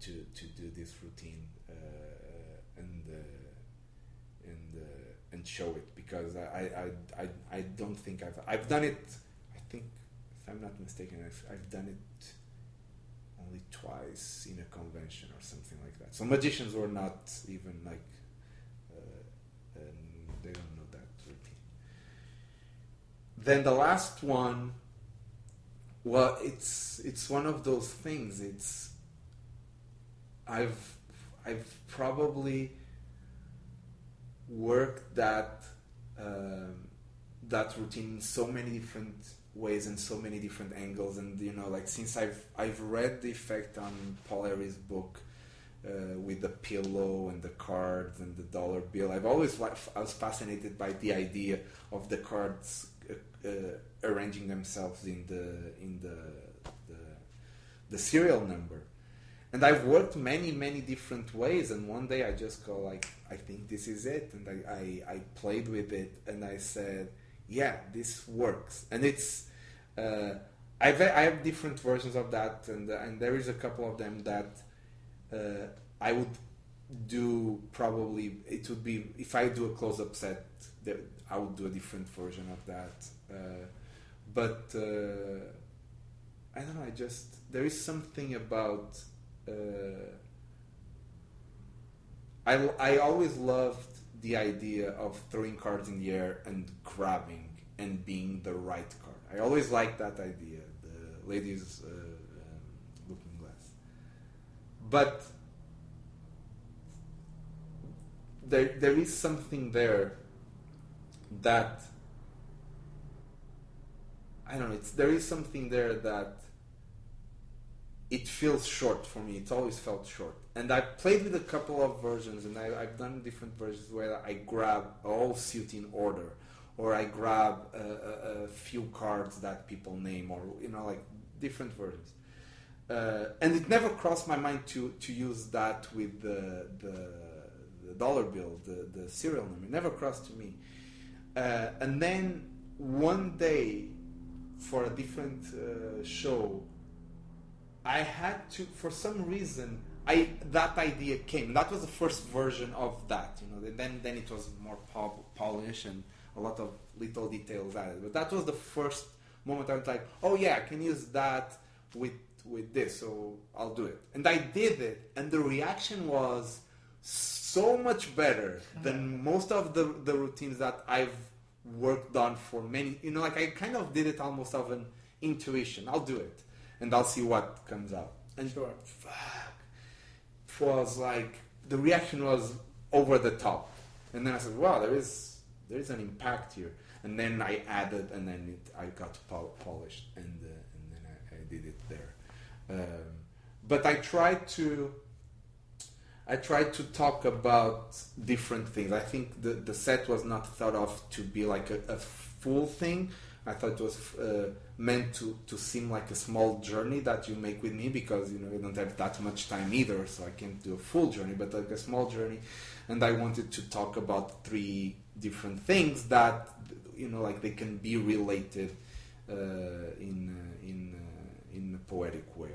I would believe, but I didn't thought about it as it's going to be a whole thing and that's it. No, I thought about it as 3 individual pieces that work together nicely, each one of them with a different approach, with something new, and that at the end there is a very strong magic moment or feeling. Yeah, absolutely. It's a beautiful set of routines. Thank you. Yeah. I think we covered everything I was awesome interested in. I really appreciate you doing it and giving so much of your time. How much time? I don't even know. 2:25. What? Yeah. That's awesome. It went by fast. Wait a minute.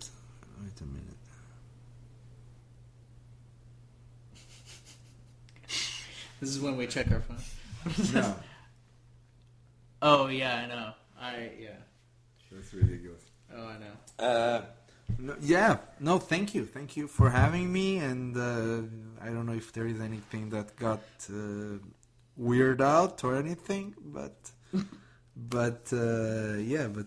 feel free to ask anything else, And if not, we can always do a second podcast. Yeah, I would love to. I live across the on. street, so it's not like a big journey for me.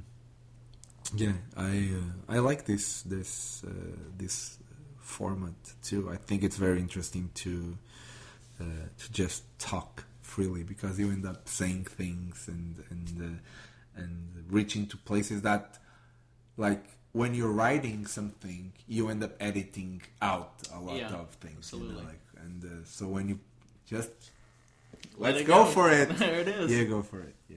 Well, That's cool. good. Thank you so much. I appreciate it. My pleasure. Thank you. Thanks, everybody. I hope you enjoyed it. See you next time. Or hear you next time.